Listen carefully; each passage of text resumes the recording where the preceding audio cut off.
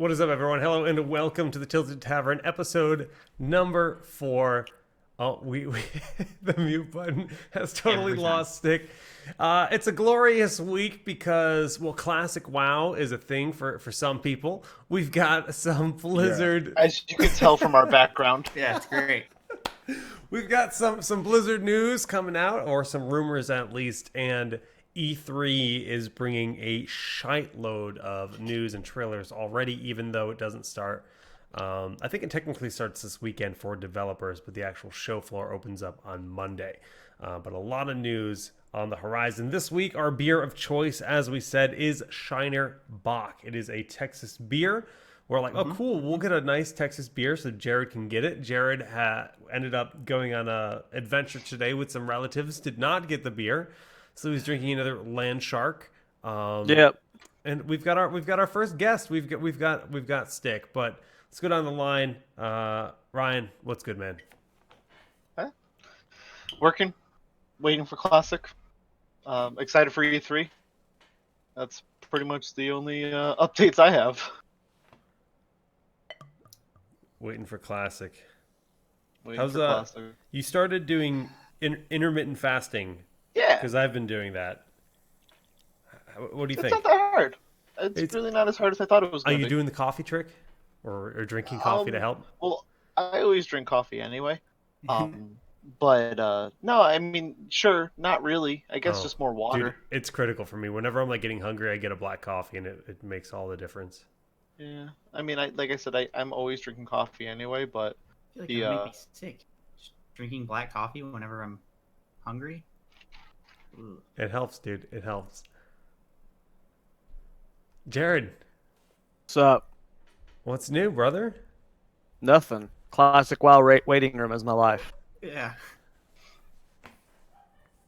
I know it's Literally do nothing. I play like Smash every day, and that's about it, and you rage about it in the process. dude. That's the only way to play Smash. It pisses me off more than anything, dude. No game makes me madder than Smash ever will. That's fair. And That's fair. I never stop playing too is the problem. net play. Let's make sure. Yeah. Yeah. Not just net play, but I make myself mad too. It's a hard game, right? My brain is better than my fingers. So I see what I should be doing, That's true but I for all don't of do us, it dude. because That's I true for fucking all of suck. us. And then I just fucking just get so mad, and then I get so mad, and then I take the Switch and I say, okay, I'm never playing it again. I unplug everything and go sit down in the corner, and then the next morning I'm putting it back together because I'm bored. Speaking of That's Switch, fine. I heard you borrowed that from a pretty cool guy. Our guest this week, Fat Stickman. What's up, Hey, dude? guys. Not much. New Path of Exile League started a couple hours ago. Are you Haven't played itching? it yet. I guess. Yeah, I had to convince him to wait. Yeah. I was convinced, but now that looks exciting. I heard you already had Shiner Bock ready in your fridge. Yep. It's the only beer that we can keep in my house. It's So is this your go-to beer, like your Yeah, beer of choice? yeah. It is. Wow, we got the right guy on the show for this episode. It's That's good. Yeah. No, it's mine and my brother's go-to beer, so we always have it in the fridge. At least some. We don't drink it every day. It's just there if a day off Yeah. and No, I get it. we want something to drink. we're gonna hold off on the beer talk as we always do, but we're gonna get into that. I think that's gonna be a fun discussion this week because I was just down in Texas where I tried some Texas craft beers. I was down there. I was in Houston for a esports event called Comicalapalooza. Well, that was the actual convention, and then the esports event was the ESPN Esports Collegiate Championships. And so we'll jump in, but we're gonna start off the show. Well, I guess I'll kind of just go in my past week. I've been doing a crazy amount of yard work. Who did we lose? Arano. Ryan, I guess. He's back. He probably tried to mute Discord. Nope. is- Yep. Nope, that was all on its own. Oh, Oh, even more fun. impressive. Yeah, I've we're talking a little bit about dieting because recently I've just been doing so much physical activity that I was like, well, I may as well throw dieting in the mix, and been doing the intermittent fasting so that I can continue to eat and drink whatever the hell I want. and still have some kind of diet, which has been pretty neat. I've lost 10 pounds in like 2 months, and I'm very happy about that personally. But I'm building the most ridiculous garden ever, and if you guys are curious and seeing gardening, that then A, you're definitely an adult, and B, I've realized I'm an adult by how excited I am about building a garden. Like, I'm getting old, right? That it's I'm but it's like I'm gonna grow my own hops. My father-in-law is gonna build me a 20-foot hop trellis in the garden. That's cool, and then I'm gonna brew my own beer with that. So I'm really excited about that. And it's just like the whole process of this is something that I made, and this is something that I'm doing with my hands, and it feels really rewarding at the end of the day when you create something like that. And I do want to do a gardening stream, but we'll get there. We'll get there. But yeah, that's what's new with me. And the other thing is I will be flying to E3 in a couple of days. We will be talking about E3 shortly, but we're starting with Blizzard talk. Let's kind of go into the soda poppin' discussion. Because we've said this before on the show. We have said that playing Classic as a streamer is going to be a pretty rough experience, because if you're on that big streamer server, people can hunt you down on a PvP server, stream sniping, and just people will be literally tracking your movements and like reporting to their guild. Soda Poppin spotted so and so, or at this point, Soda Poppin's guild is going to be the target of another guild, right? That's what, and it's going to become a war between these guilds. And to me, I think that's kind of cool. But Soda Poppin basically tweeted saying he wants people to be blacklisted because he's anyone that's stream sniping him wants GM action or wants like some more serious consequences for somebody stream sniping him. But I mean, what's to say that we're not stream sniping him? How does he know that person's actually watching his stream? It could have just been some random Joe that was questing in the area to walk by and happened to kill you. You can't tell. That's the old streamer privilege, if you will. Sure, a lot. You watch people play Fortnite. You watch that in any game. Anyone who gets the kill, they immediately usually go to stream sniping. Which I'm not going to say it isn't. 75%. Who cares if it is? Yeah, it shouldn't be. Right. You can't use that. Like, A, it's a crush, and B, if it is, it is. Hold on. This whole argument has always pissed me off, and in a separate chat, I went on a fucking big ass rant about this. Yeah. Dick can attest to it. I'm fucking pissed. It's the most entitled bullshit I've ever fucking heard. Yeah. You are, first of all, choosing to stream. No one's making you stream the game. I understand you want to enjoy the game. I understand you want to enjoy it while streaming. But that is a choice you are making.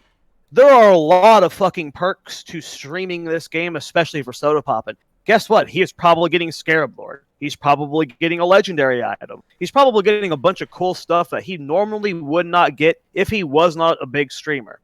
He's also going to have an army and a guild that's constantly helping him out, giving him these advantages. There's so many perks to this guild, the streamer situation, but he's not talking about those. He's got no issues with those. You can't get all these perks and not have to deal with some consequences. Yes, you're going to get stream sniped. Okay, you don't want to get stream sniped. You have options. Yeah. Don't stream or go play on a PvE server. Or blacklisting? Are you kidding me? Play the game. It's the whole stream sniping thing is external to the game completely, right? It's a third party, like you said, voluntary action. Yeah. And that's what you get. So like you said, make your choice. Go play in a PvE server if that's your real worry. If you want to be a raider, you want to be a big top streamer to create that kind of content, do it. But world PvP is something that's always going to be, you're walking out with a huge bullet or, target on you this entire time. And that's how it's going to be. The perks, in my opinion, outweigh the negative in this situation, especially for the big streamers. Asmongold just hit 20,000 subscribers, 20,000 subscribers, and a large portion of that right now is due to the hype around Classic WoW. He hit 100K. He hit 100K viewers the first day Classic WoW was out.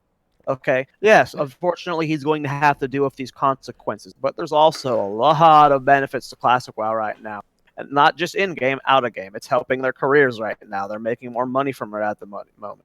There's so many benefits to them for the streaming that yes, there are some negatives, and I feel bad. I honestly feel bad for them because it is unavoidable. Like that is going to suck. No, I don't feel. I would kill for that. I would love to have to constantly fight for my life while leveling. Like the one. At times, it would get annoying. It's Well, going to be sure, at nonstop. times. Yeah, But yeah, like cry it behind won't your be nonstop. 20,000 When you subs. stop streaming, Right, it's it fine. won't be a thing. Like I'm gonna, if I were somebody who was streaming Classic WoW at that level, I would still play Classic WoW when I'm not streaming, right? So at Right. that Oh no, point, you're that's right. when you get over it. I just understand the complaint. I understand the complaint that would suck. Yes, I Sure, agree. but It would suck, but all of the positives far outweigh the negatives of it. Exactly. That's the best way to put He's it. going to be scared or soda pop, like without question, because of and it's mainly because of the influence he will have over the server. Which again, the streamer privilege bullshit is all like that's all deserved on his end. Whatever he gets through the classic WoW community, whatever he earns himself, whatever his guild helps him earn, it is all deserved on his end. That does not need to be taken away. I'm not complaining that he's getting all these things, Sure. but he is going to get all these things, but of course it's going to have to come at some negatives. That's how it works. That's just how it works. Yeah. Blacklisting? Are you kidding me? Well, it's also funny because it's like I see so many people on subreddits and stuff like that who want nothing to do with servers that have streamers on it. So it's like almost like the same sense. There's so many people who are going to avoid it at the same time. That's something Jared had said to me personally weeks ago. He's like, I don't want to be part of that experience. I want to enjoy. I said this on the very first Town Hall Classic we did back.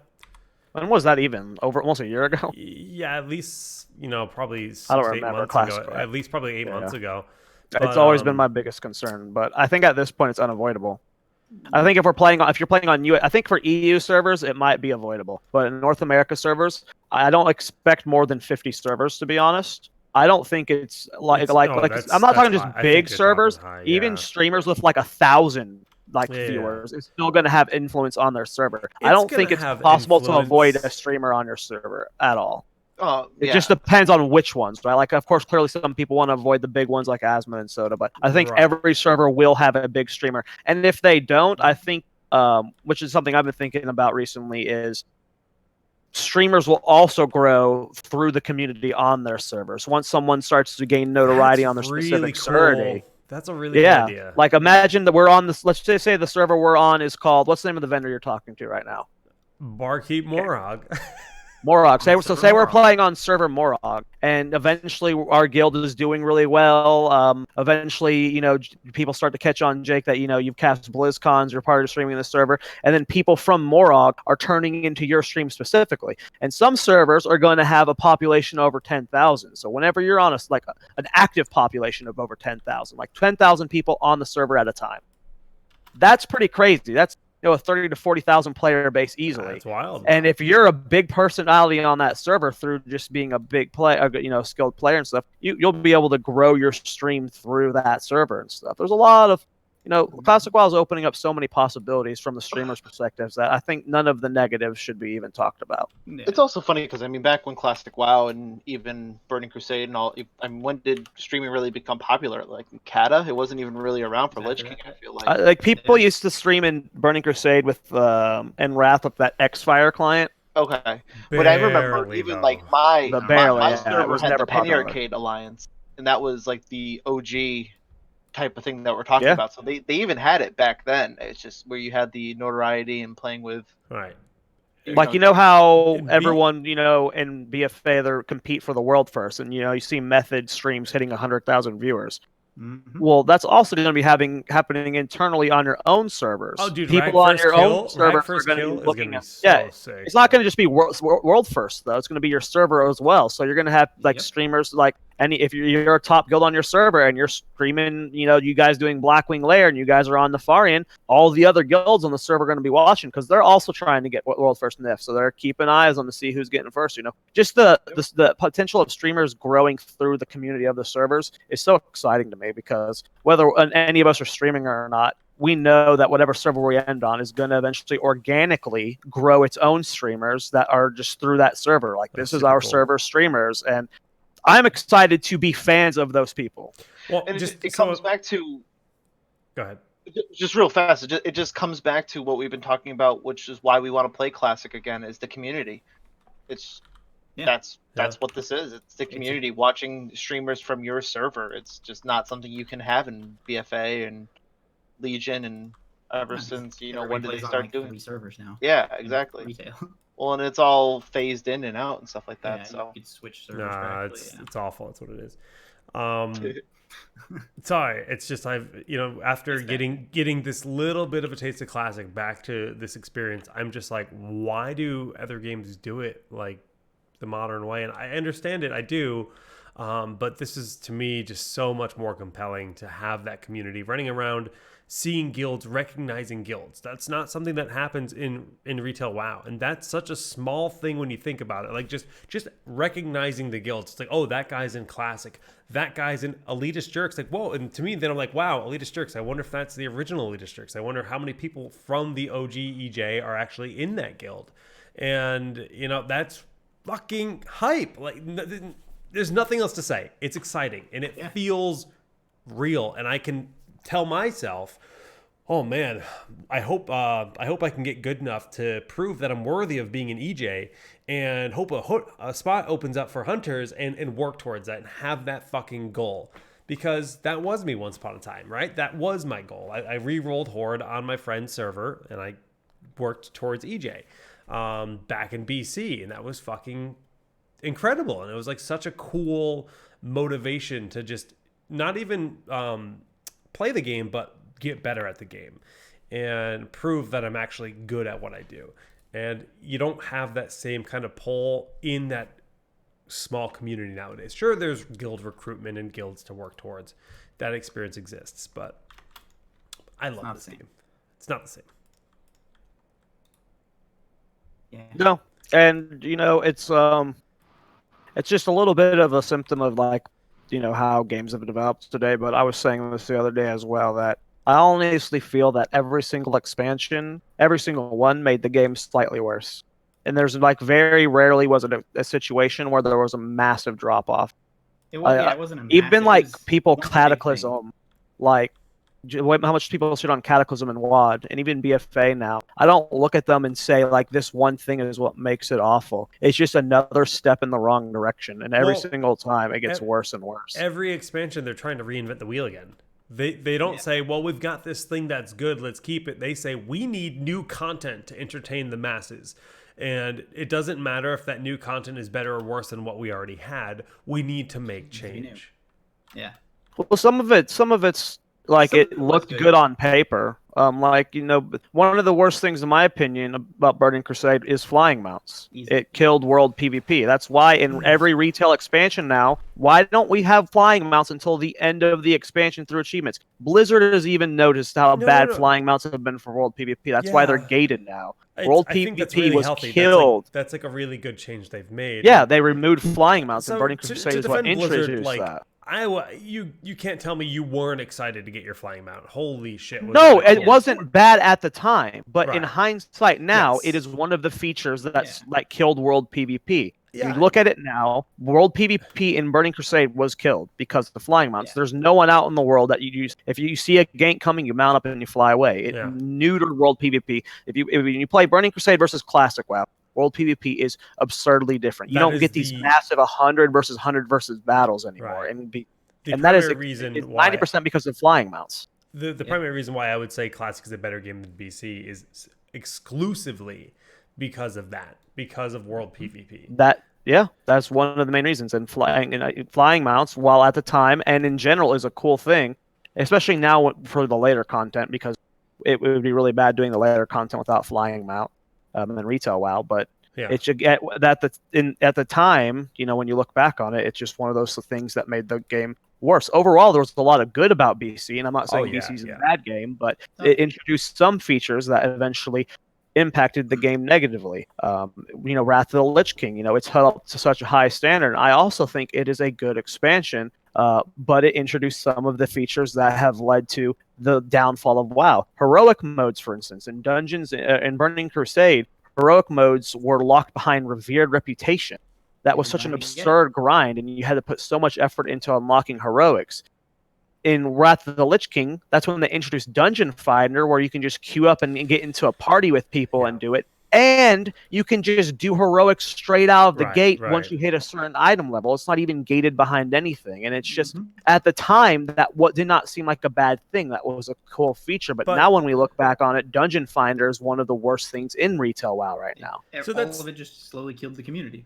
That's the really interesting part about, seeing Classic become a reality, is because we've basically seen, I would argue that WoW would have died if they didn't make all these Care Bear changes to the game. I think the game would have died, just because the hardcore players had already been burned, and they needed to retain the more casual players to basically keep the payroll coming in. But now going back to the true hardcore experience, it's going to be super interesting to see what kind of impact it has on the gaming industry in general, I think. Because, we've started to see some more hardcore games thrive. I mean, you think about Dark Souls, it's a pretty punishing game, and it's got a huge cult following, right? It's a very different example, but it still works in the definition of a hardcore gamer, I guess. But yeah, I don't know. Just looking at Classic, we are obviously a few months out. What we do know is that they've increased the level cap to 40, opening up a lot more content. Arathi Basin is coming. Warsong Gulch is out. I don't know when AB is coming exactly, but we know it is. It was playable the other day, but now it's just playable for some reason. Because I think the big issue is no one's queuing for it. They're having a hard time. There's not people. Yeah, they probably need to let more people in the beta, and then they can get people queuing for it. Wouldn't that be nice? Yeah. There's a lot of level 40s. Like, if I just look at the Classic roster, there's quite a few level 40s in the guild already. And I bet there's a lot of people there who are probably leveling a different tune who are also already 40. Yeah. So I know Coffin Luck is doing speed runs right now after hitting 40. Yep. I forget. I was telling him, Zach, about him the other day. I forget which of the private servers we played on, but when it was like Light Soap or something. But I think he was one of the first ones to hit 60. Coffin actually used to do. I think he was actually the first. Coffin actually used to do BlizzCon races for. I did not know that about Coffin. For vanilla WoW. And like for those that don't know Coffin, he was at one point a professional StarCraft 2 player. And he was a long time Heroes of the Storm player, and eventually turned coach towards the end of the scene, which made Heroes Hearth and became the coach of the best team in North America. Yeah, very, very talented, dedicated. Coffin Luck is absurdly talented gamer. And dude, he's just like one of the friendliest humans you'll ever meet. I love and I mean Coffin, that sincerely. Like, I've never seen him angry. Obviously, I've seen him angry after a loss. But I've never seen him angry at like another individual. I've never seen him be rude. Like, he's a fucking dude. He's a good dude. He was upset at me at one point, but I think who isn't upset at you at some point, Jared? Yeah. Let's be real. You are why the tavern is tilted. No. Your mother? I think your mother. The tavern's what tilted me.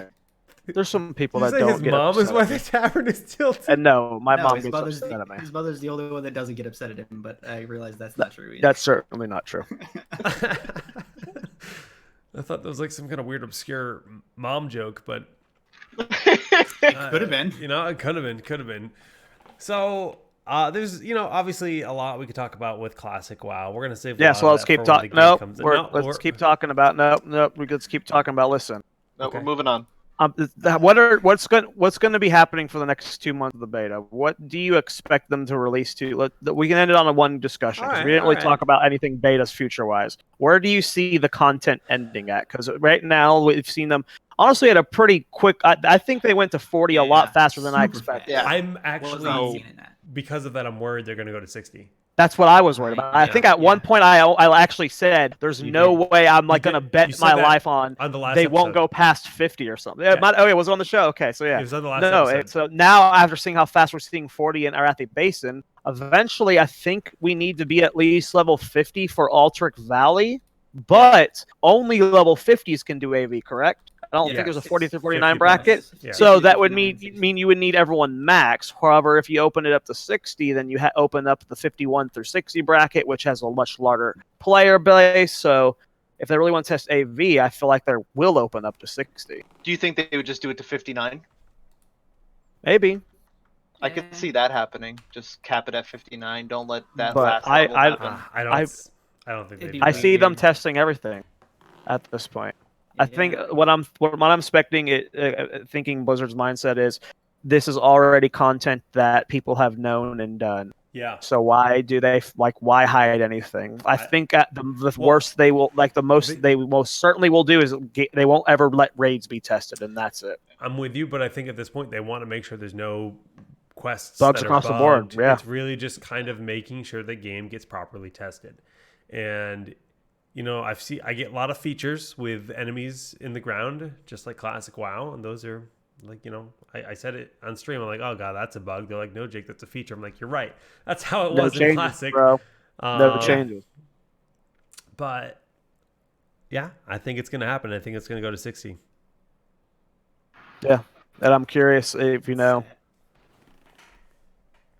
I feel like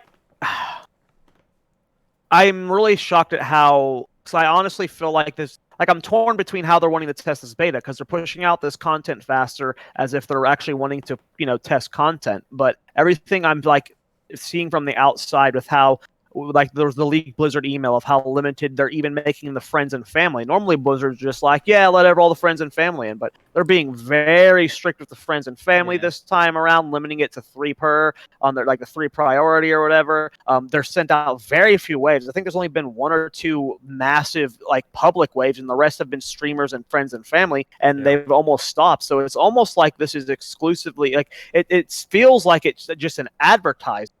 Like they're just wanting to promote the game through streamers because they don't want the general population to try it, get burnt out, and not play at launch. See, that's the problem. I think that's what it people is. are going to get burnt out just watching it, though. I don't think that. Well, obviously for you and I, it won't happen. For us, it wouldn't happen. But for somebody that didn't play Classic WoW and is now playing retail WoW, we'll say, if they watch somebody play Vanilla WoW and they watch somebody play Vanilla WoW for 2.5 months, they're not going to be as interested to play it. I don't think so. I think the game is populated on Twitch. It's a good game. This isn't like what people saying. It's nostalgia. There's going to be a lot of people quitting it, then going back to retail. No, most people at this point.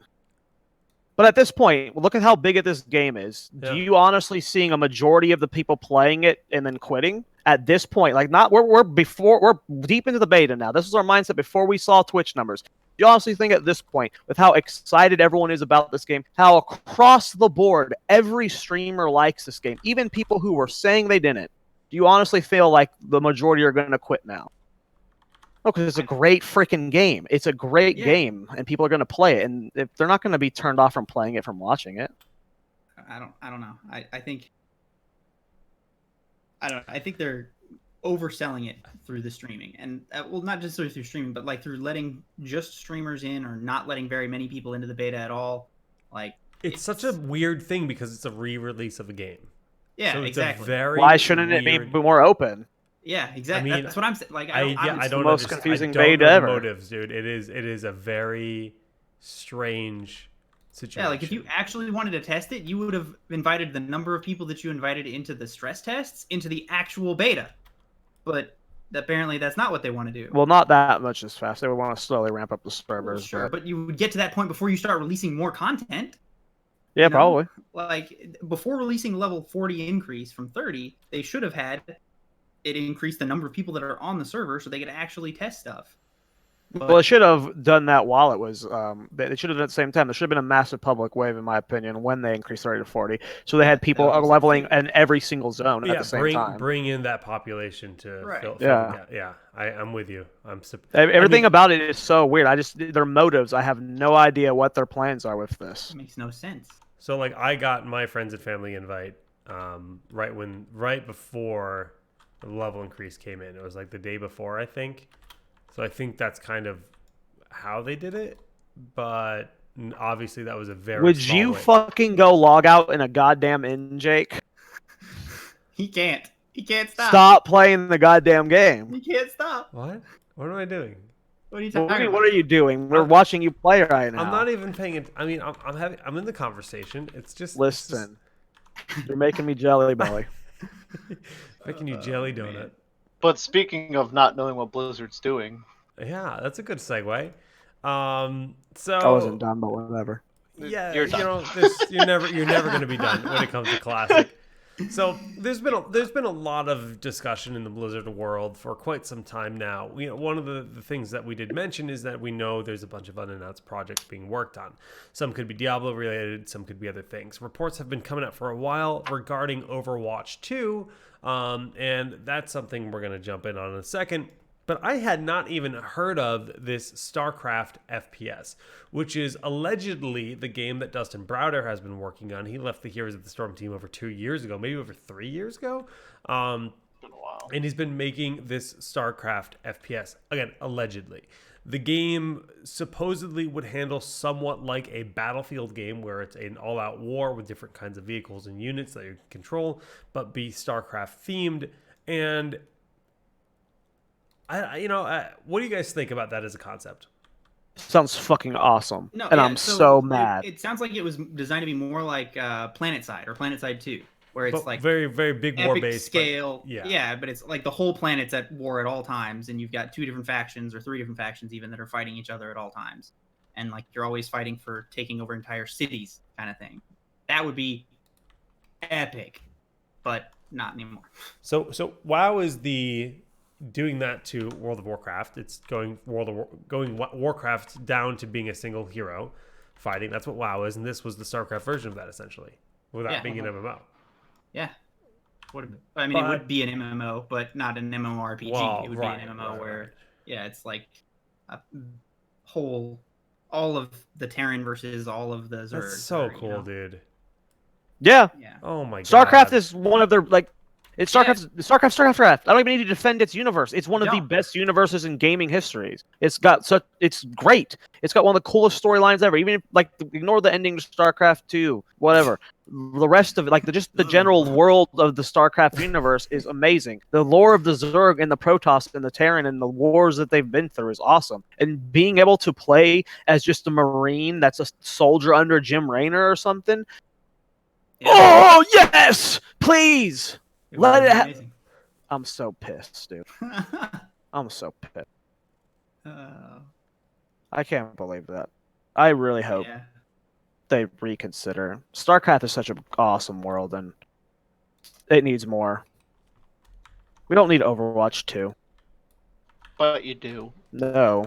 I mean, I'm literally 0% hyped for Overwatch 2. I would pick... No it's buts their most at all. popular game right now. They don't need Overwatch 2. They could still keep updating Overwatch. But they're gonna make it PvE only. Sure, it's their most popular game. But let's think back so to they're not exactly what we making were talking about in PvE WoW. Yeah, it's definitely not PvE. Wow, they start making changes to a game to make it more accustomed to casuals or more accustomed to other people, so they can grow their already growing base. The game turns to shit. No, the issue here is not getting an Overwatch 2. The issue here is we're losing a StarCraft game for Overwatch 2. Yeah. If I was getting Overwatch 2, I'd be like, okay, cool. I'm not really... To be honest, Overwatch 2, that universe doesn't excite me anymore.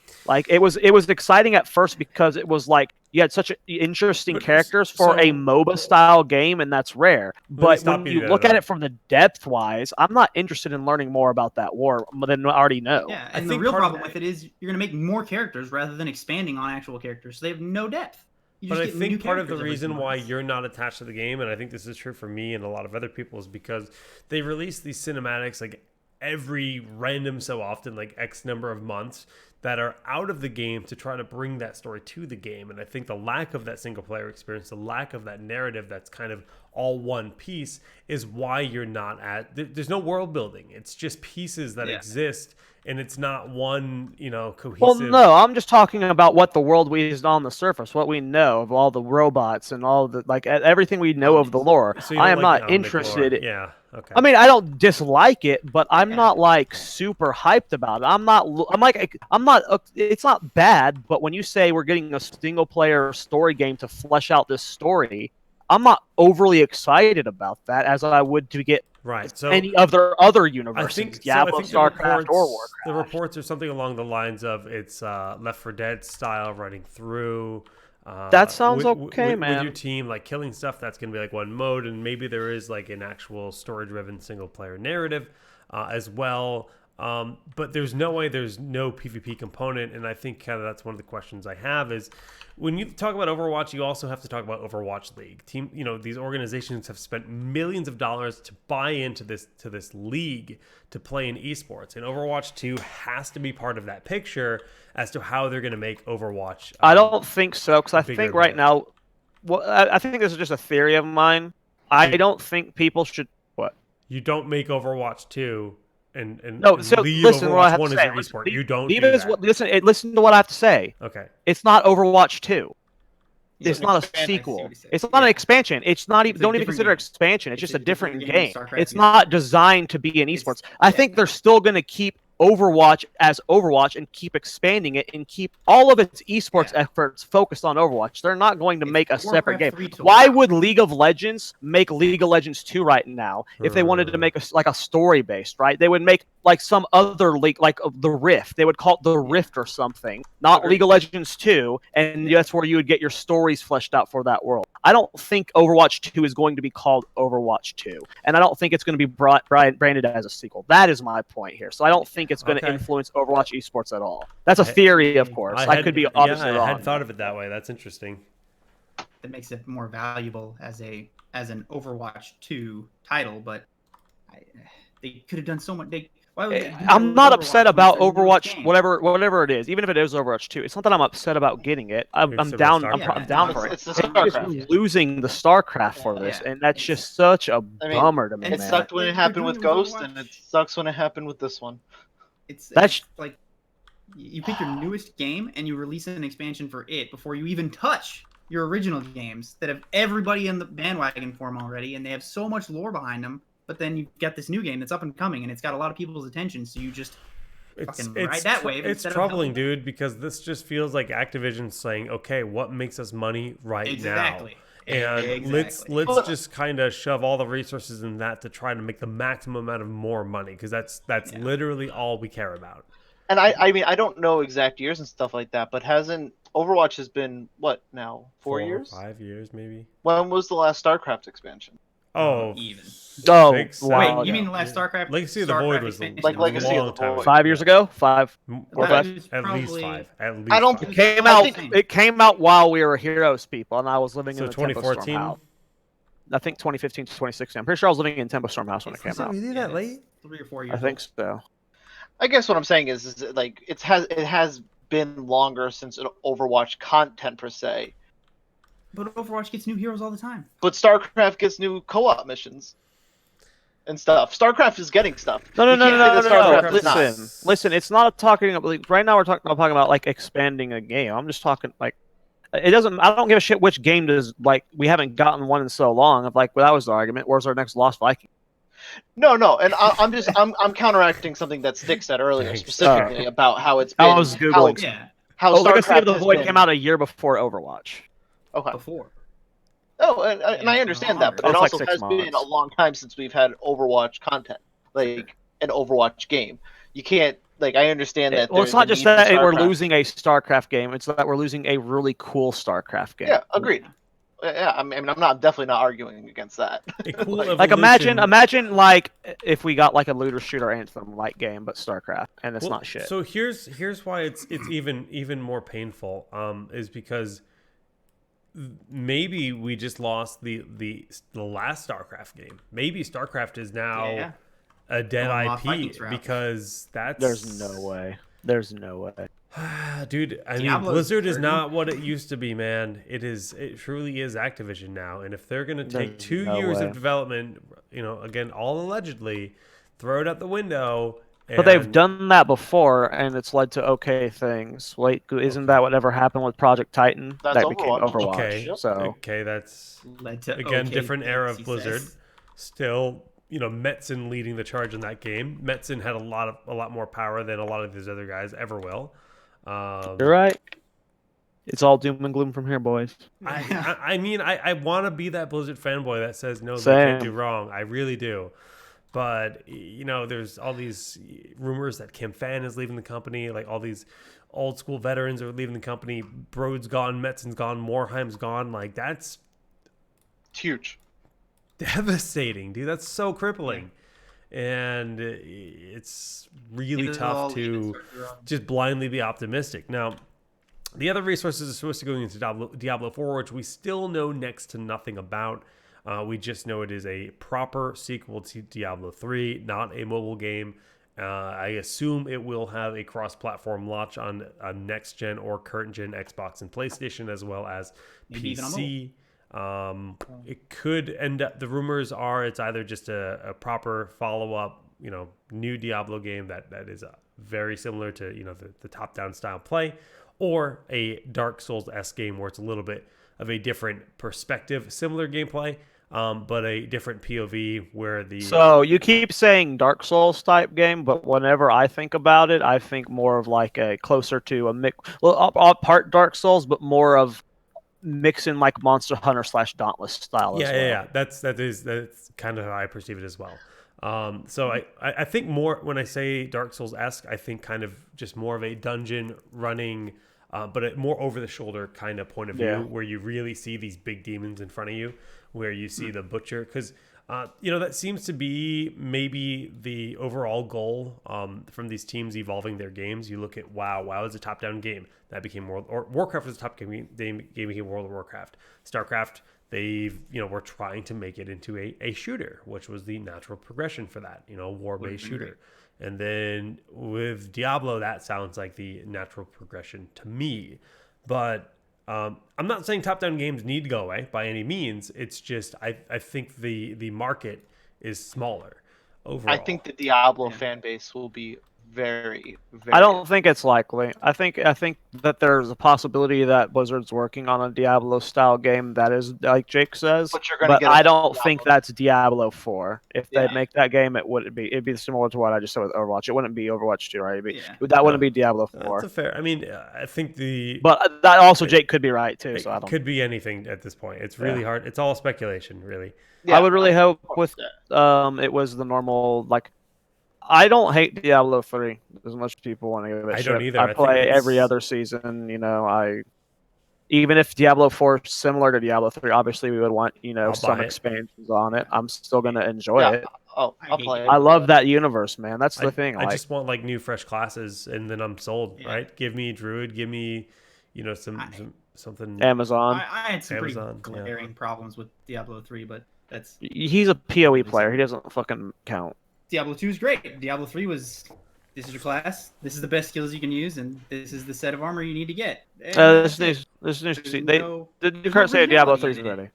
I mean, you're wrong, but I don't want to get into a Diablo argument right now. You think there's originality? I don't want to get into a Diablo argument right now. It's going to be a long discussion, and I really don't want to talk about that game. It's not good enough for me to want to defend it. But it's not as bad as you're making it to be. I'm with you on that, Jared.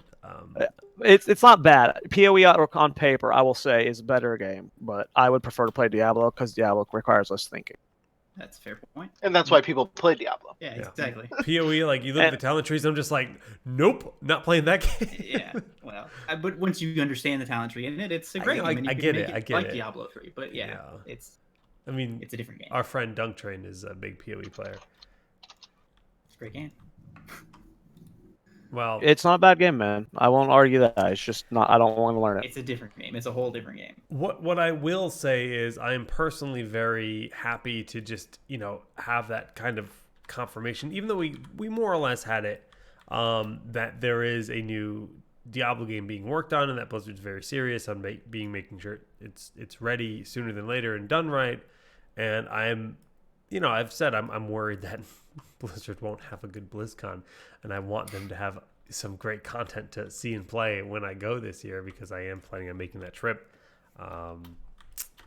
As much as I'm bummed about StarCraft, at least I'm just hoping there's more to look forward to. I don't know. I think it's how I'm a Dallas Cowboys fan. I was kind of born into it. There's no break free of that from my situation. I feel like I literally have said this every time we shit on BFA, that no matter what, every expansion I will buy for World of Warcraft. It doesn't matter how bad. I don't matter if they keep getting worse from here on out. I will buy I'm not even going to tell myself no. I'm not this next one. I'm not going to do it. I know I'm going to get it. I'm gonna every max single out a time. character, and I'm gonna do the first raid every single expansion. It's I didn't Every make it to time. the first there's raid no this time. company I'm like this with, right? You know, I was a Smash player for a long time, but I freaking hate Nintendo. I really don't like Nintendo. as a Ignoring, company. they're. I really we'll don't. talk about them later, but yeah. Well, yeah, but it's like, but when it comes to Blizzard, it's like, okay, Reforged went on sale. I bought it. I bought it that day, right? Yeah. Like, you know, WoW expansions getting released. I pre-order it Yeah, immediately. I own every single WoW game except a few of the remasters. I have I every dropped $100 Actually, for the collector's edition for Me World too. of Warcraft. I need that 100 Ragnar bucks. statue. I need it. It's not. I can't not have it. It's literally a physical need. I'm considering it at this point. No. It's Originally, hard I to thought, get, like, there's dude. no way it's Good, it's a game good luck coming finding out, it. They're so No. hard to get. They sell out immediately. I'm not doing it. That's something I won't do, but I'll do every expansion. And I I'll do Overwatch 2, whatever it is. I'm never not going to get a Blizzard game, It's except hard, for like 'cause maybe Warcraft Mobile has been a part of so many of our lives. I played Warcraft 2 on the PlayStation. He got marked up wild. Great name. I can't read it. Sylvanus. But yeah, no, I'm PlayStation, so early '90s or mid '90s, whatever it is. It's been around for 25 years. So Warcraft is a huge part of my gaming past. Yeah. That No, I'm I've willing talked to about. drop $100 on a stupid statue and a collector's edition that comes with not a damn thing. Yeah, it's Yeah, not even a and game. We you're paid always gonna do $100 it. for not a game. Yeah. You did. Oh yeah. A game I mean, collector's we're- edition that isn't a game. I mean, we do a D&D show that takes place in this universe. I Yeah, mean, yeah. I'm very close to pre-ordering the Jaina statue too. Oh boy. I wish I could afford to get some more statues because I've got the Overwatch 76 one and I've got the, the Ragnaros one on the way. But that's it. I've always wanted even the Headless Horseman statue. I've always wanted that. It's an action figure, but it's cool. Okay. and it's all of the other universes that I'll do that for. Even though I'm not super excited for expanding the Overwatch universe, I still like it enough that I will always want to dabble more into it. Mhm. Except for I don't like any other PvE adventures in Overwatch. I think I don't log in Yeah. for those ever, but I've done 2 of them, and they all seem. And that's what I was afraid when you started talking about Overwatch 2 being more like a like Left 4 Dead. Like they already have that. That's the PvE experience in Overwatch right now. That's only one spot though. You don't really go through much. Well, the in a newest lot of one. them. Have you done the newest Yeah, one? It's yeah. it's that. Like there's monsters coming out of the ground and teleporting in, and that's Left 4 Dead except Overwatch. Well, I guess we'll see at BlizzCon. Blizzard. We announced this already. Blizzard did announce they will not be at Gamescom this year, which is rare. They announced Legion at Gamescom a few years past. That's kind of always been their big European presence. weren't they not at the last one too? Maybe. Wait, you went to I that think they one, were didn't you? there. Or was that 2 I months wasn't ago? at the last one. I was there 2 years ago. I don't remember. I don't think they were as big as they were the year before, but The they year definitely were They there were last year. Yeah. Yeah, the year Yeah, before. the biggest they had thing they've done is last Legion. Whenever the Legion was, that was the last No, time they but did even anything. the year I was there, they had pretty much their own expo hall. It was by far the largest booth of any company present in the entire convention. Not even close, dude. Nobody came close. We talk about this every single show because we talk about PAX East. I mean, Yeah. it's such a shame Yeah. because PAX East, they had the first playable Overwatch. They announced Legion at Gamescom, and it's just it wasn't just BlizzCon. They're Cons pulling are out of that now. expensive, man. Cons are expensive. BlizzCon probably costs them so much. They want to make sure it's always successful, especially with whatever they're doing this year. Something's changing with BlizzCon this year based off the ticket pricings. Yeah. It's a drastic change. The price is absurdly. It's no longer a con based off what I'm seeing. It's an event. It's not a con anymore. It's pay to win now. Something's gonna happen there. Yep. And I'm curious what's gonna. I mean, I hope it lives up to the hype.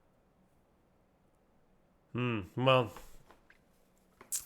time will see. But speaking of cons, E3 this weekend coming up. Huge news all over the place for more remakes, new games, you name it, across the board. I mean, Arana, what are you most excited for? That Square Enix. That's been announced. Just Square Enix. Period. I want that conference. I want Final Fantasy VII. There's Yes, a new yes, yes. there's a new Marvel RPG that's being made, and then probably outside of that is Baldur's Gate 3 because that trailer. He said say teaser- one thing. Okay, Yeah. I'm sorry. We'll come back to second thing later. Gosh. Okay. Square Enix. The Square Enix conference or presentation is what I'm most excited for. He wants the Square Enix. Is it Final Fantasy remake? 7. Is that the Seven. real drive? 7 It's remake. all Yeah. it's all For the 7 me, remake yeah. drive. Yeah. 7's my favorite Final Fantasy of all time. So I mean, it should be for everybody, but some people are dumb. Yeah, the Yeah. only thing that contests it for me is 11. Jared, But it I doesn't even continue really to love count. you more and more every day I love you, dude. because I completely agree. The Yeah. only one that can even come close is 6, but I agree. 6 is good. I'm a Well, weird guy 7. that my second favorite is 9. oh, I love 9. Nine's- Nine's actually my second favorite too. Yeah, 9's Nine's very, on very par. close. But Okay. I No, don't like 8 okay, very hold much. 7 on, and 6 hold are on. better games. Hold on, Zach. Tell them which one's your favorite. He likes 8. I know it. I can already smell it. No worse, dude. Don't say 10. Are you gonna worse, say man. 10? I have to, He's So- gonna say 10. the first Final What the Fantasy I ever fuck? played. Dude, he's First trying to Final defend Fantasy I himself ever right played now. was 10. He's trying to And it was defend great 10 at right the now. time. Zach, No, it wasn't. tell him what you think about Blitzball. No, Blitzball's garbage. Okay, you were saying you liked it more the second No, I time was you did it. like the third or fourth time that I played through Final Fantasy X, I played more Blitzball, but like it's just bad. He likes Final Fantasy X over Final Fantasy 7, alright? I like He likes Final Fantasy X over Final Fantasy 9, 6, 8, 11. No, I like 11 over all of them. 11's my number one, but that's just because it was the game that I put the most time into of all the Final Fantasy. Which one's the one that I like? Or I also like 12, right? 12 was good. Good too, yeah. With I Gambit like system. Twelve. Yeah. Yeah. I also like Tactics. Tactics is a great game. Oh yeah, I love I usually consider that separate from the main Yeah, the one on Game Boy Advance was always one of my favorites. Tactics Advance. Yeah. yeah. I always loved that one. And did you guys click that link in Twitch chat because it's playing right now in the stream? Stop. Is that him laughing? Stop. Yeah. I love that. That was the best day ever when we found that. Beautiful. Yeah, I was trying to install Final Fantasy X on PC to get it to my controller wasn't working or something. And literally sat there troubleshooting for probably over an hour, just listening. Somebody did the entire OST of Final song Fantasy request. X to Titus Laughs.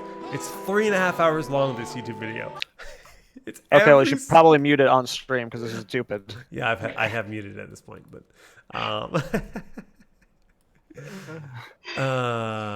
So yeah, I won't so- say Square is what I'm most excited for since Ryan said that. oh, were But you is, gonna is say that it, what though? you're most Let's- excited for? Let's be honest. I don't think so. That's not what he was gonna Okay. say. I think Elder Scrolls 6, honestly. That's not what I thought you were Oh. gonna say. So Like I'm as as excited as I am for Final Fantasy 7, I we got have goosebumps we already on have 6. we already have information on Final Fantasy 7. So like Fair. we're gonna get gameplay maybe or something like a more cinematic, something See what it great's looks gonna like. happen, and I'm excited for it. But we know nothing about Elder Scrolls 6. all And we know is there's mountains. yep, all we know is There are that one trees, scene. too. So any information we get about it Trees. is gonna be amazing. Like it's gonna be God's tier. let me pose the question. Have you always been an Elder Scrolls fan? Like, are you a fan of like more Oh, yeah. and on or what? Okay. Oh yeah, like I've talked about my dad all the time. Like I was playing Warcraft 1 and 2 when I was 5. I was playing Heroes of Might and Magic 3 whenever I was like 6 or 7. Stark. Like I've been playing those games my entire life, and we even started with the one before Morrowind, Daggerfall. We used to play Daggerfall together when I was like 6 or 7. Like we would sit around on his How laptop. old is that? It's He's- old, Very. Yeah, it was. I think. I don't think know when it's like Daggerfall Windows came out, 95. but Holy I've been playing Elder Scrolls shit. games since Daggerfall. Obviously, I was just a little baby then. When did Daggerfall come out? I might be wrong. I think it was like No, Daggerfall. It's old, dude. like 96, right? 96, yeah. So I was, that's- 6 or 7 then. I was 6 or 7 whenever I was playing over my dad. Like, we'd take turns on his laptop. So I played Morrowind when it came out. I played Oblivion when it came out. But when Oblivion came out, that's when it first hit its first big wave of. It wasn't like super massive Yeah. with Oblivion. But was- it got pretty big with Oblivion. With Skyrim's clearly what really put it on the map. But Huh. Morrowind won Game of the Year and stuff like that. Morrowind Yeah, was it was a recognized popular by a lot of RPG. people. Yeah.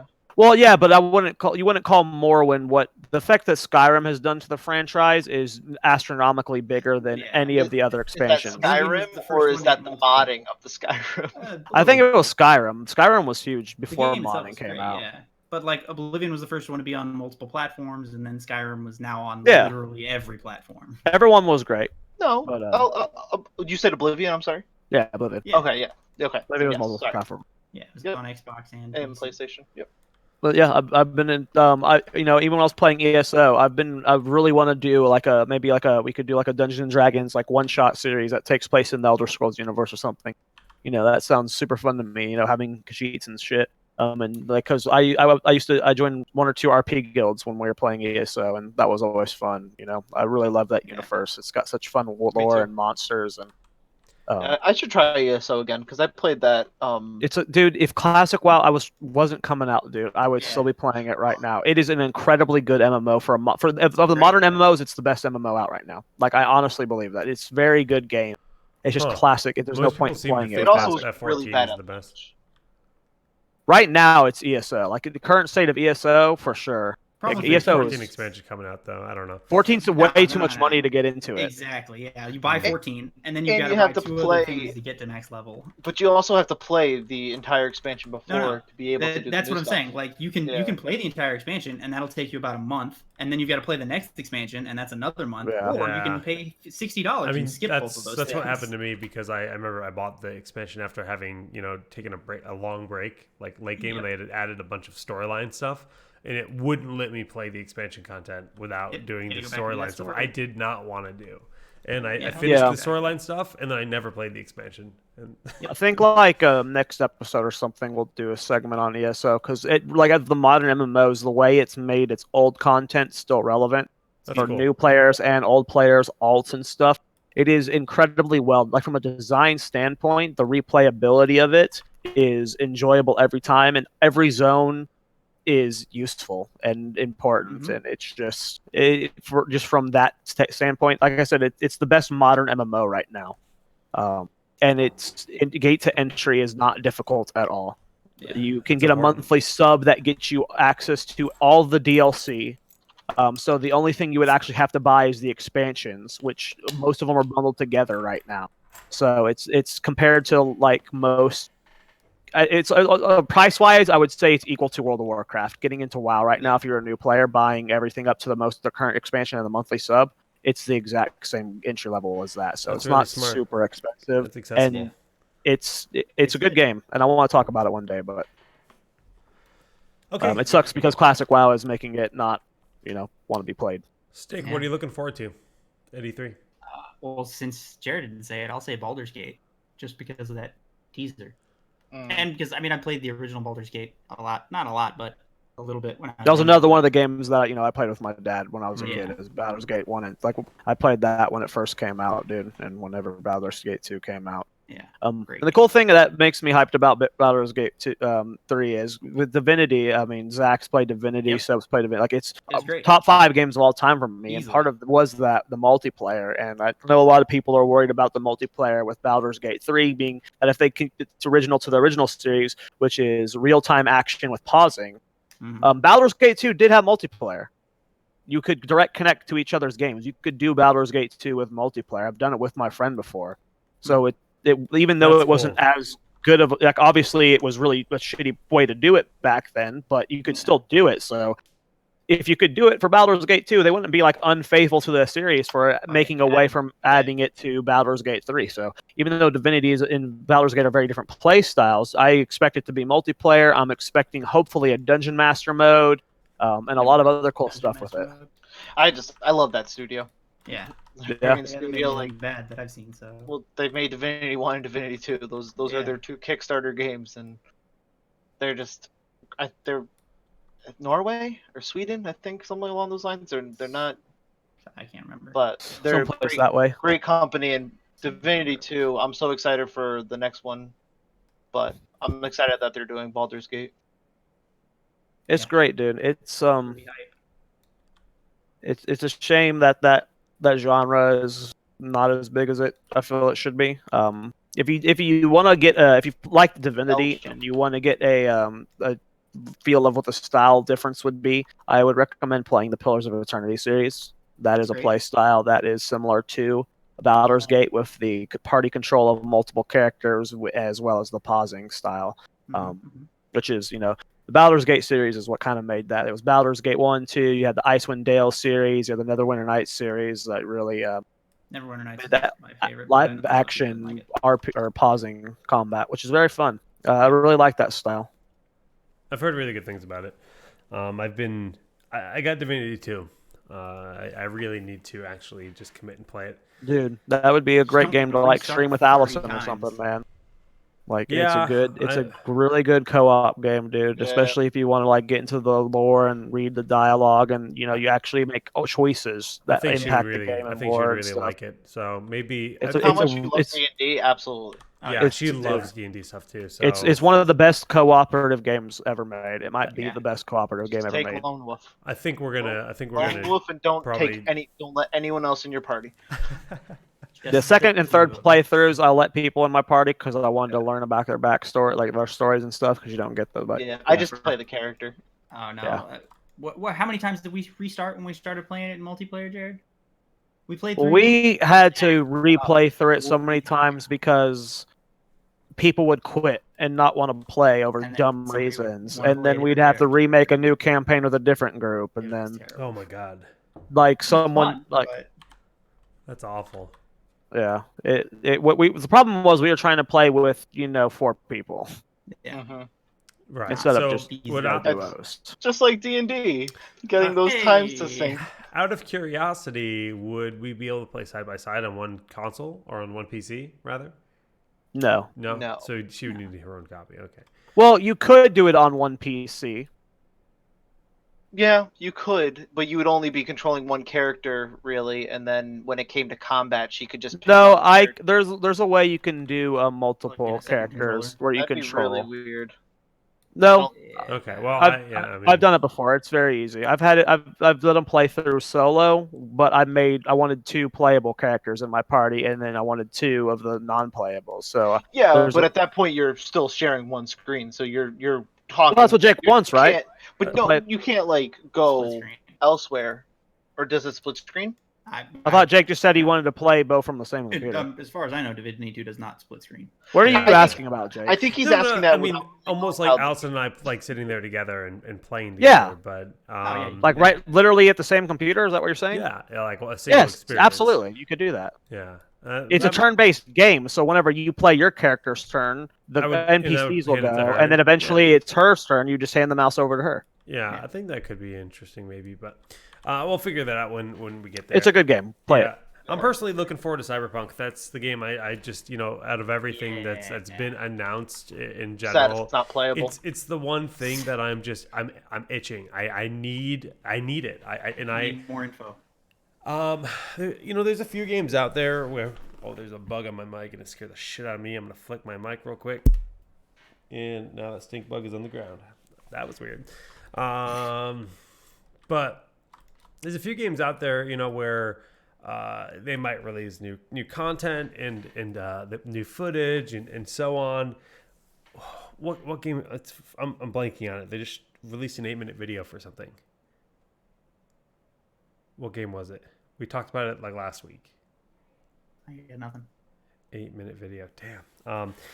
But every once in a while, there's a game that I'm saying I'm gonna buy this game no matter what, so I won't watch any content. Period. Right. And Cyberpunk is one of those games where I want it so bad. I know enough about it that I don't want to see anything. I'm convinced, I'm sold, and I want zero spoilers or expectations. And every time I do this with a game, I'm blown away that much more, I feel. One of the best games I've ever played where Death Stranding.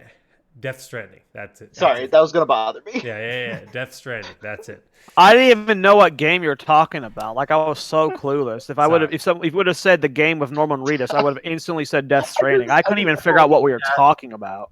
Well, You're like the game we talked about last week. What do you mean the game we it had an talked 8-minute about? dude. How many games have 8-minute trailers? I thought that was a pretty good He clue. is right. He is right. That's It did a have a pretty good really clue. long trailer. You're right. Regardless, I guess it's you're just right. You're right. I can't. I'm wrong. I couldn't think of it, but I don't want to watch that trailer. Right? I don't want to see the footage. I saw the first teaser, and that's it. Right? And that was true for me with BioShock years ago. Right? The first BioShock game. I legit had seen the original teaser. I said that looks interesting. It looks like a different FPS experience. I went out. I bought a 360. I didn't buy a 360 for Halo. I bought it for BioShock. And I remember my friends, we had gone up to the Adirondack Mountains in New York, or upstate New York, for a weekend right after I got my 360. And they were super salty because I brought my 360. I brought BioShock. And we're all up there to chill, and there were like waterfalls and shit, like near the cabin we were at. I played BioShock. I beat BioShock, and it was glorious, and I have no regrets. And it was just...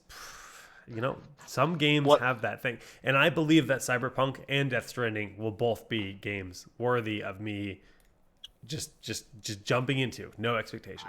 I could not do that. Anytime a new trailer comes out for a game that I know I want to see, I will sit there and watch it 5 or 6 times. I have to. I've got to see it. It's not because I have to see it. It's that 90% of the times right now, whatever you're paying for a game, it's not worth it.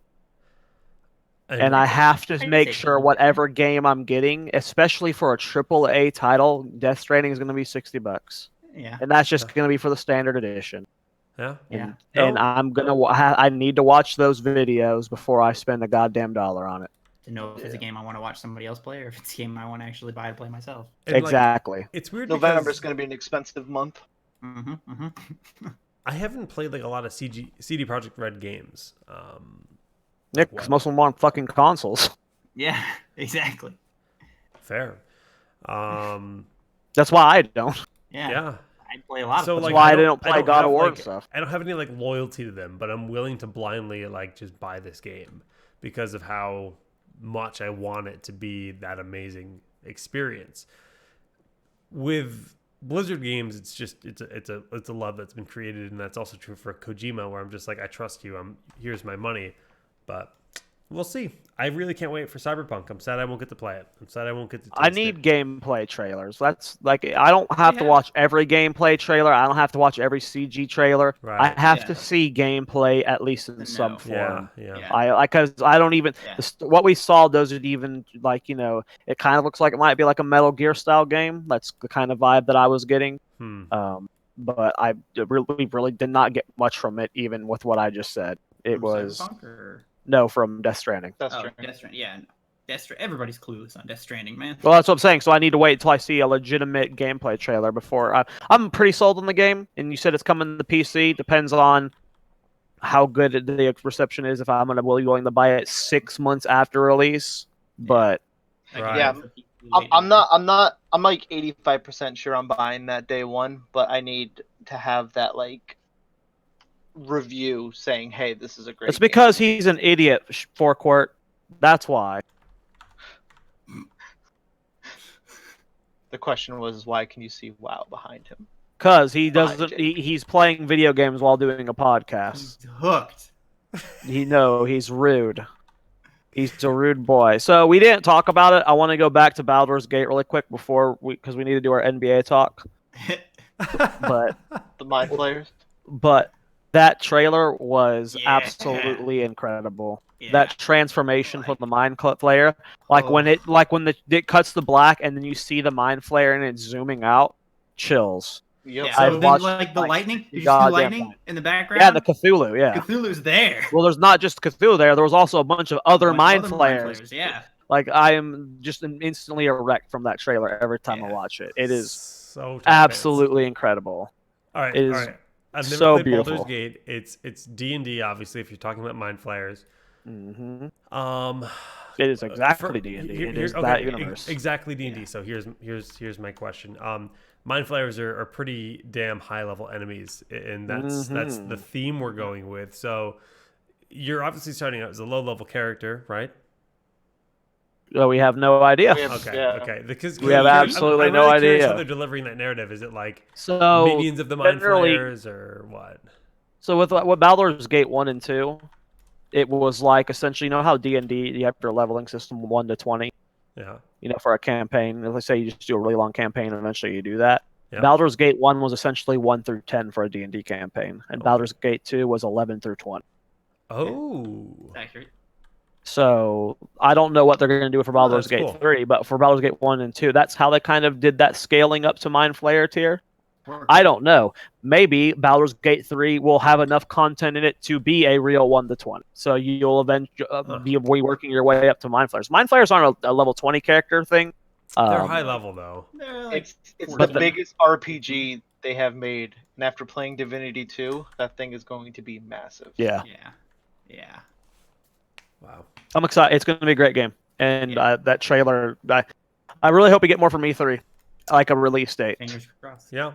Well, At just least just feasible, E3 in general. I'm gonna basically have 2 full free days to explore the show floor and see what there is to play. So hopefully I get to test out some stuff and tell you guys my impressions on it when I go. I'm doing a panel on the content stage at 1:45 p.m. Pacific time Tuesday this coming week during E3. Congrats, Jake. Yeah, it's gonna be talking about esports and the ecosystem and basically. Hold on. Talk about you're hosting a panel at the Electronics Arts Expo, the E3 Expo. You are hosting a panel at E3. Electronic Entertainment Expo. So the Yeah, weird thing is that's fucking awesome, dude. How many people in Yeah. the world will ever say Pretty they are fucking hype. hosting, no matter what the panel is, you are hosting a panel at Yeah. E3? That is fucking awesome. Congratulations. It's going to be cool. Thank you. I'm looking forward to it. I get to talk about esports, which is something that I've been around since 06. It's the only thing I'm qualified to talk EA about Expo, yeah. at something like sorry. E3. And yeah, no, it's going to be a lot of fun. So I'm looking forward to it.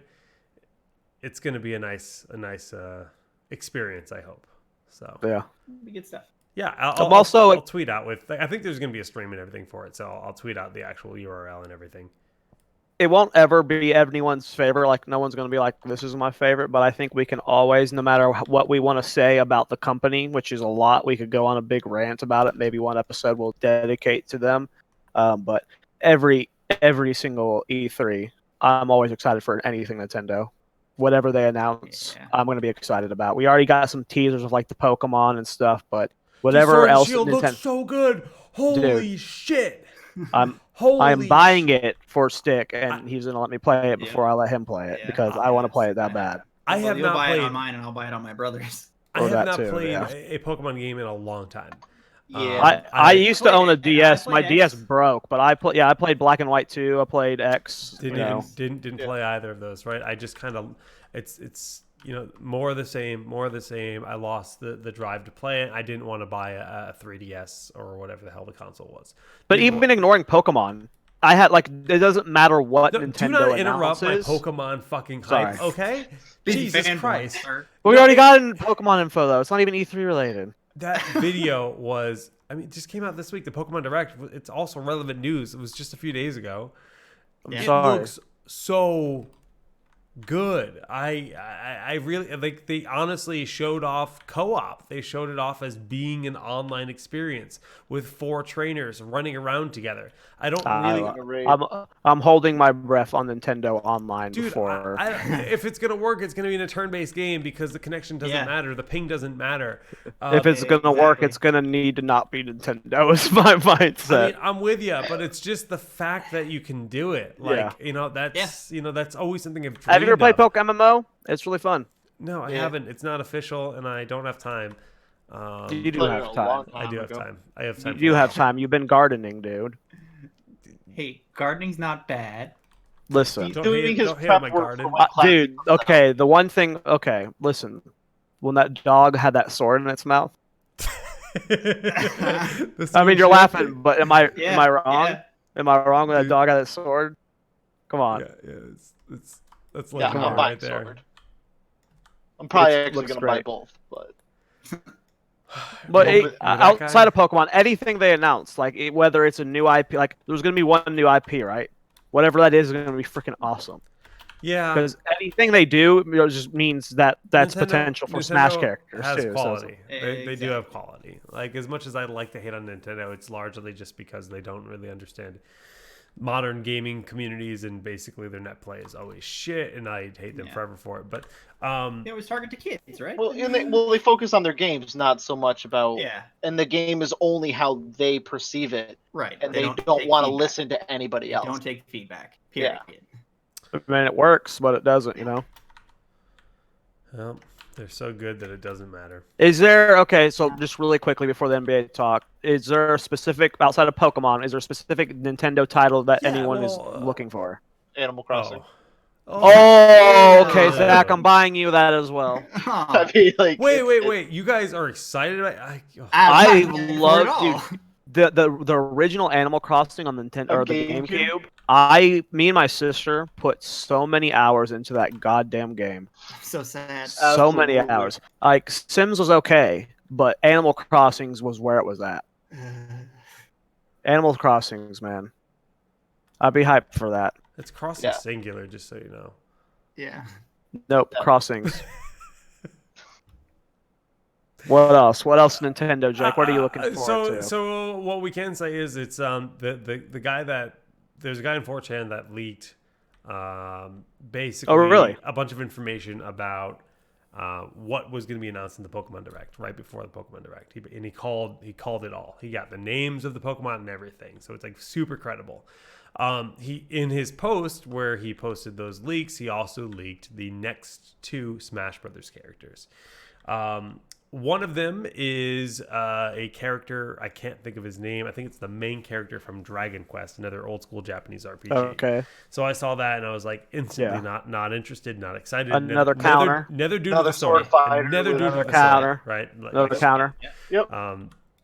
Maybe it ends up being more than that, but I don't know. But I mean, we did just get Joker, who is literally a teen boy version of Bayonetta, right? So, you know, whatever. But the other character that he posted was Doom Guy. And I was like, are you serious? So Doom Guy would be really interesting. Because Doom Guy, literally the guy who plays in Doom, would be the first non-Japanese character in the entire game. Every single character is Japanese. Except for King K. Rool, who was created by a designer at Rare, who is from the UK. But that is a Japanese IP. No. There's got to be other ones. Who did I miss? Like Link is Hyrulean. He's not Japanese. Come on.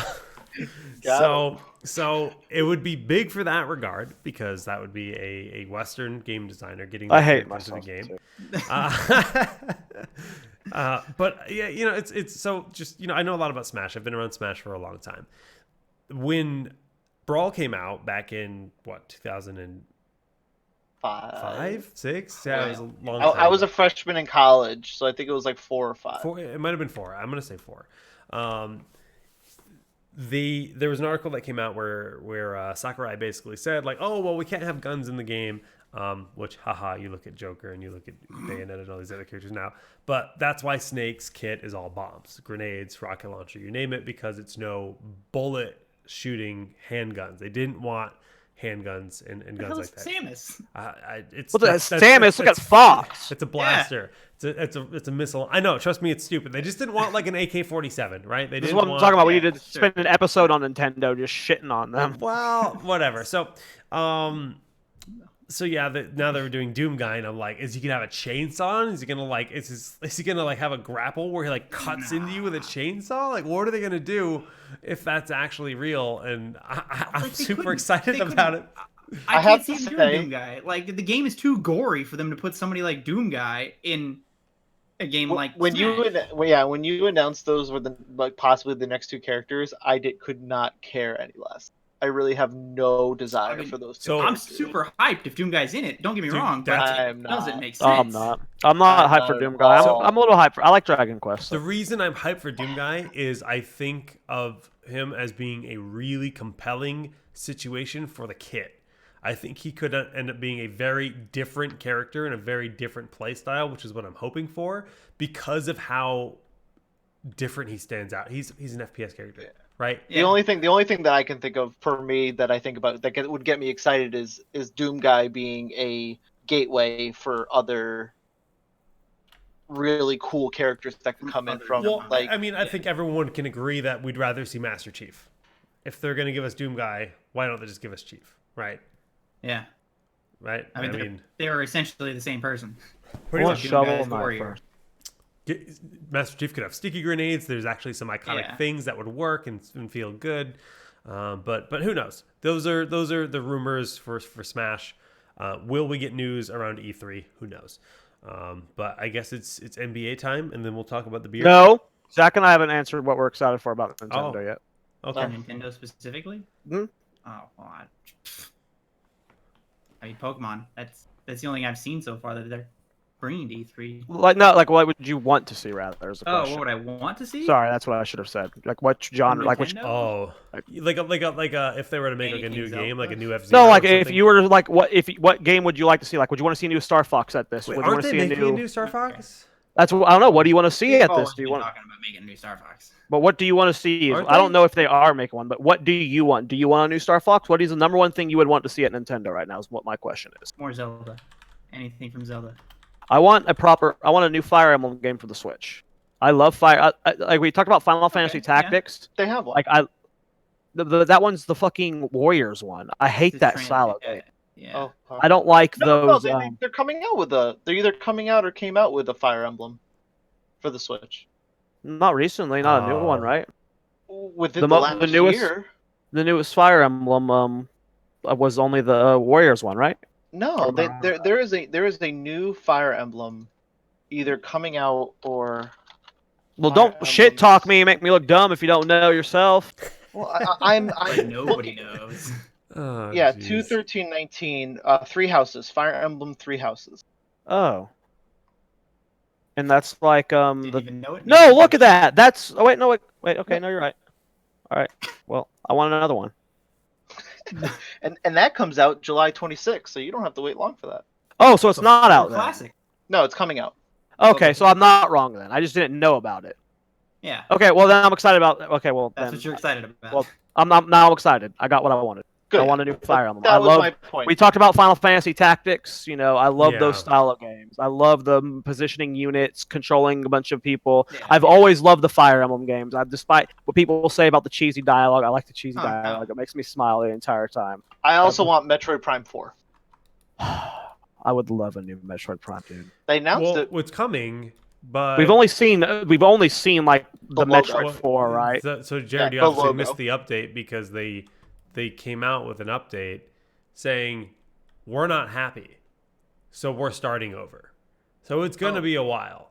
Yeah. Nintendo. I mean, they know Nintendo makes things perfect, so. Yeah, but they publicly came out and said, "Look, we're really sorry. We know we have fans that are anxiously awaiting this game, but Do what you gotta. yeah, no, Do what dude, you I got. love that. Whatever. That's why obviously earlier I said I hate Nintendo, and that is a very inaccurate statement. I'm just I want Nintendo to deliver me that Smash online experience, and that's it. That's really the thing that drives me. I mean, I think. But they make great games. They really do. Oh yeah, and I think everyone here will probably agree that. I mean, I'm a PC gamer for life. It'll always be number one. But Dude, my I own favorite a console Switch. of all the time is the GameCube. Oh, And well, I've put so many hours into Metroid Prime 1 and Metroid Prime 2 as a kid that dude, if it was true to the original those Metroid Prime games, I would be all for it. Like that universe is those like games are StarCraft. so here for good, me. dude. Those games are so Dude. incredibly good. Hey, Nintendo, cancel it again if you got to. Yeah. Make that game Ooh, freaking wait. perfect. I'm willing to, dude, for a perfect Metroid Prime 4. Yeah. Not Really? cancel the game. Well, not remake Just it. rework whatever. the game. You Rework can start the over game. as many times as you need, as long as Yes. you get it. Yes. Yeah. No, I'm with you. Did you say what you're looking forward to, Zach? I don't remember. I mean, I don't know enough about what they're actually coming out with. No, just Pokemon say what do being you want to released see in from the 2022. Nintendo universe? Like, what would you want to see? A new Zelda IP would be good. Because how long has Breath of the Wild been out now? 2-3 years, right? Since launch, yeah. 3 So years. 3 Yeah, years. I'd be Completely not Nintendo, but you know what game I would love to see? And you said GameCube, and so I just started going through games in my head. I would love another Eternal Darkness. I don't know if anyone here. I don't ever think played I ever that. played that. Oh, I never used to played it. love that game for the Let me GameCube. let me look and see what the case looks like. It's cover art. It was like you as you would fight, you would Yes. get more Yes. I remember insane. this game. Like, things would happen. The ending was fucking crazy. I remember this game. I played it with my cousin. I think my brother played it and I watched I him. love that game so much. Yeah, that's what I meant when I say I played it with my cousin. It means that I watched my cousin play it. I'm also a huge horror fan genre, so I always more horror games the better.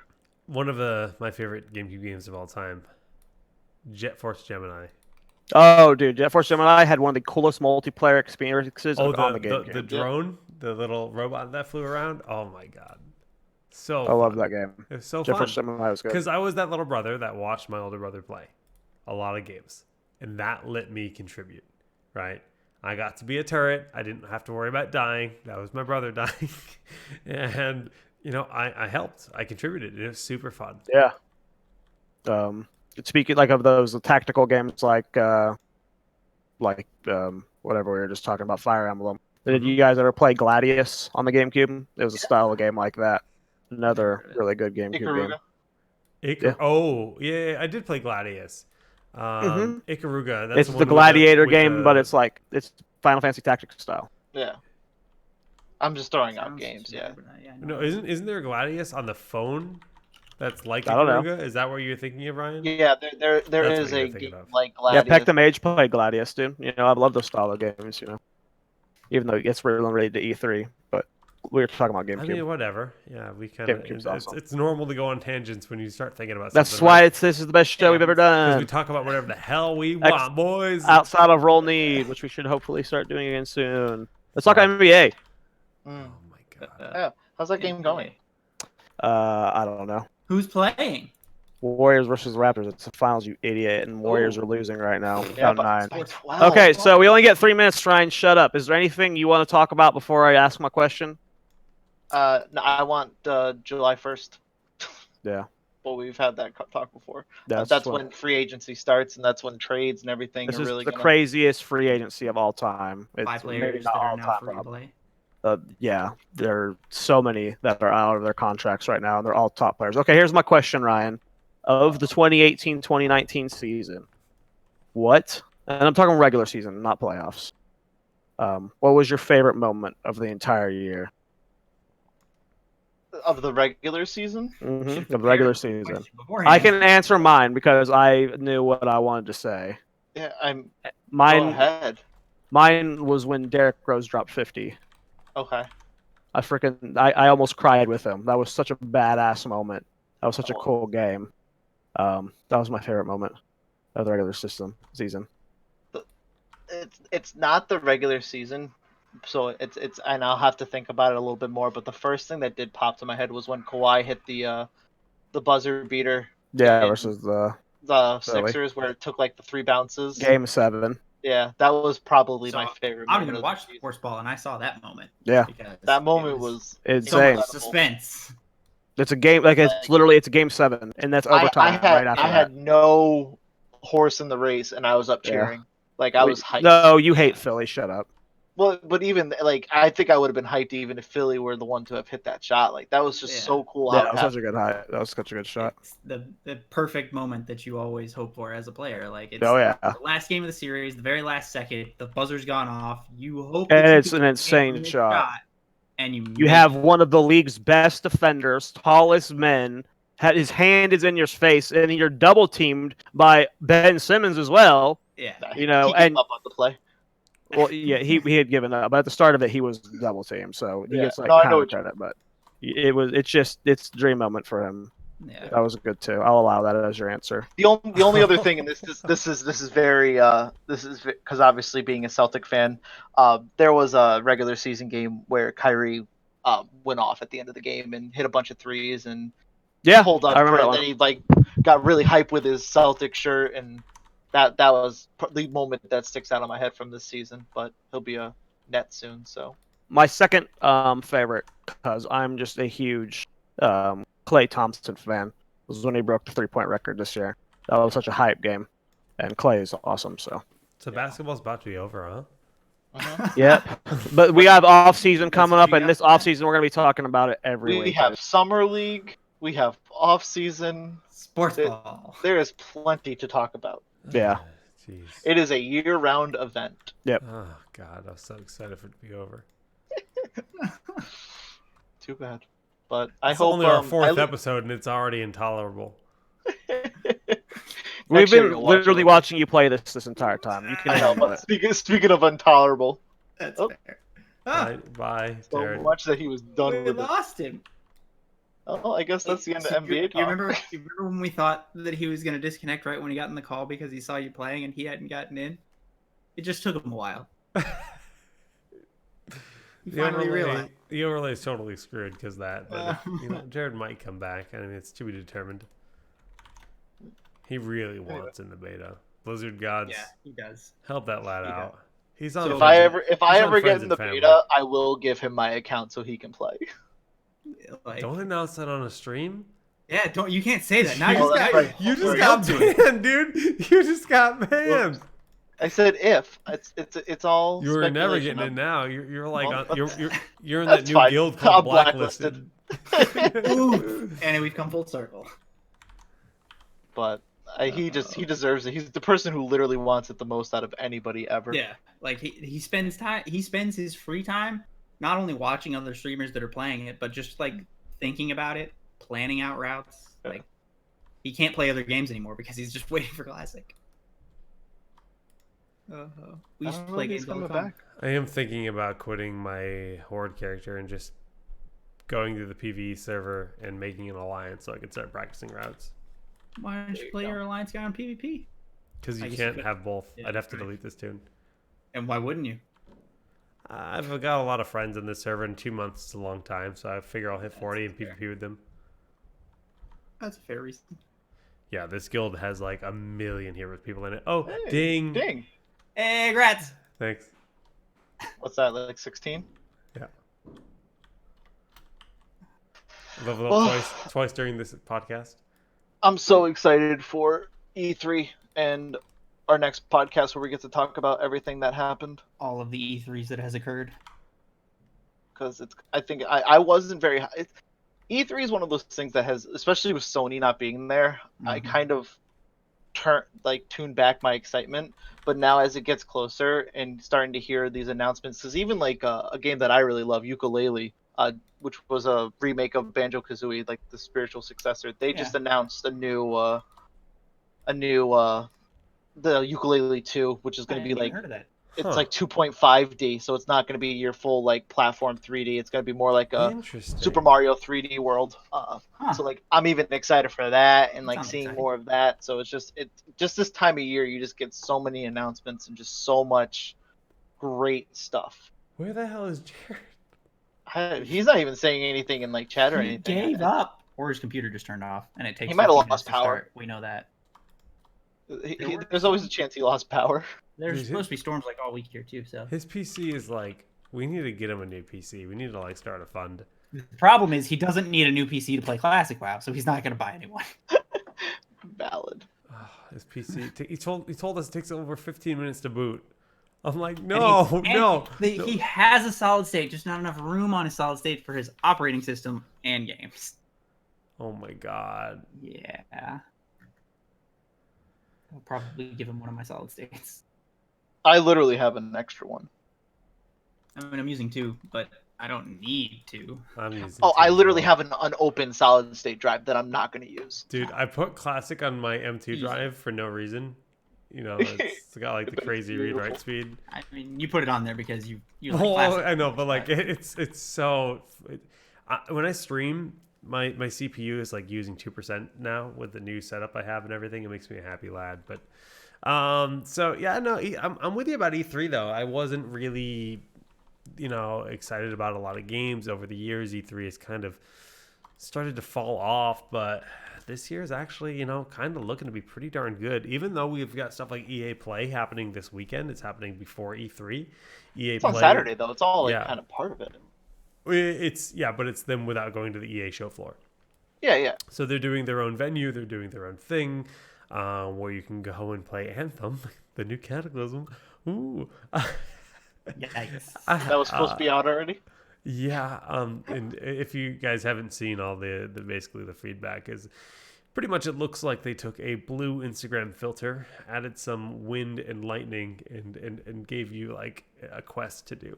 It's really, really disappointing. And that game the community has bled out. I checked the Twitch page the other day. There were 57 viewers on Twitch the other day. 57 total for the entire category. So that's rough. And Pat Cast in chat, if they're wiping accounts, the beta servers aren't even going to be the same as the live servers. So don't worry about that. Nobody's retaining any progression in the beta. But yeah, Anthem's in rough shape. Hey, there he is. His computer restarted? His computer restarted. I'll tell you later. Some dingus maneuver happened. That's all we know. Great job. Well, is there anything else anyone's excited about for E3 that we didn't talk about? I'm excited about everything at this point, dude. Like, there's a lot of cool. That's games. why I did like specifically like what our favorite one is. There's too much to talk about. Like, we'll jump in and talk about everything that's has been announced. Post E3 we can prepare like a 3-hour episode or something. It's gonna or dedicate the entire 2-hour to it or something. I don't know. We'll see. Yeah, I think we probably will. Nobody else is going to be announcing information outside of E3, right? It's going to be E3 news, and that's it.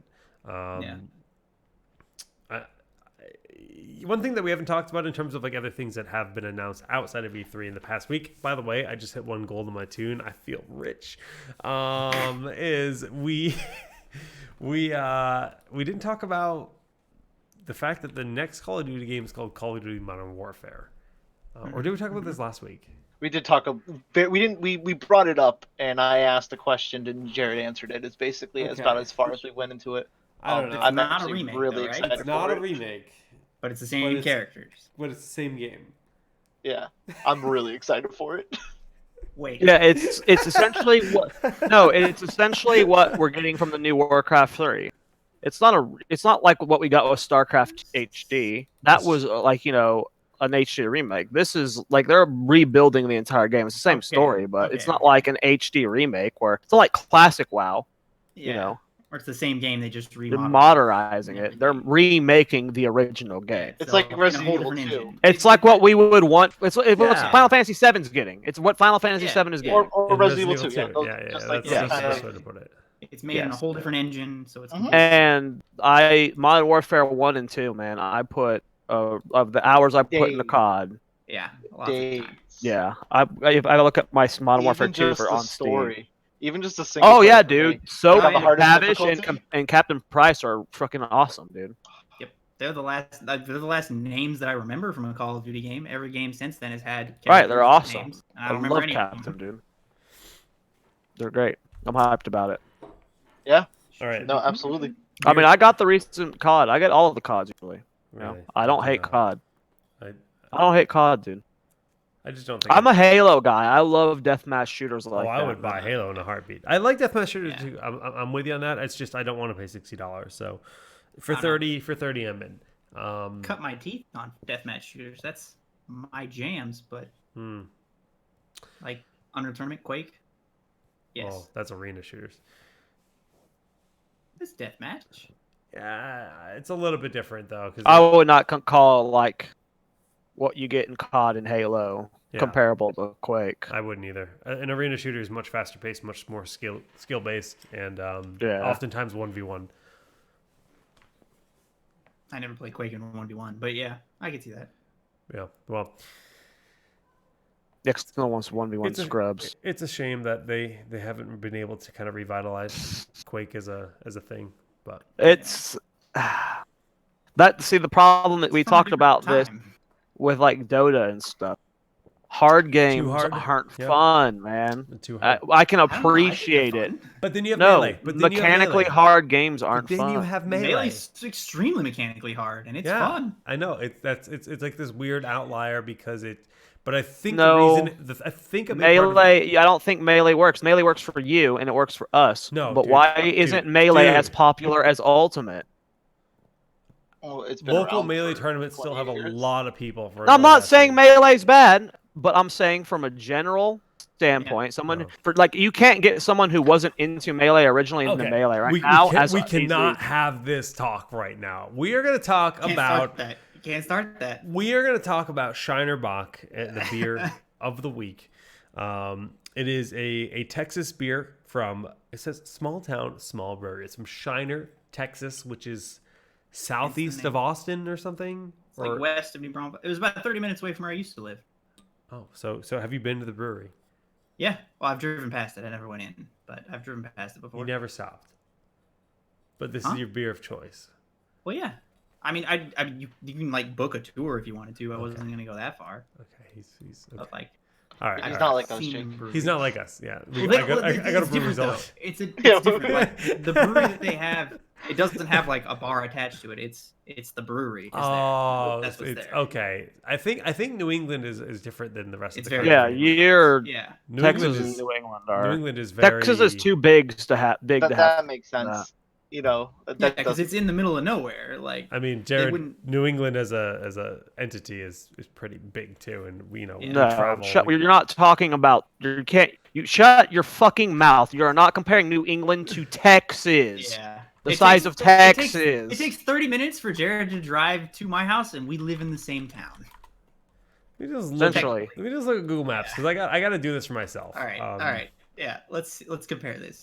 So Connecticut to Maine, and then go from Brownsville to Laredo. Go from you don't even have to do a full distance. Yeah, do Texas DFW to El Paso. Texas is stupid large. large. Take a geography class. Take a geography class, dude. I know, but like Zach lives in my backyard and it's a 30-minute drive. I never objectively said like, hey, let me look at New England and compare it to Texas. Like it's the second largest state. It's too big. And only because Alaska is just ridiculous. Yeah. But Alaska's the least populated state. Yeah, it's uninhabitable. It's so just a bunch of uninhabitable land. Texas is like there's people everywhere, but nothing's good in Ohio. And that's me comparing 6 states where Maine is quite large.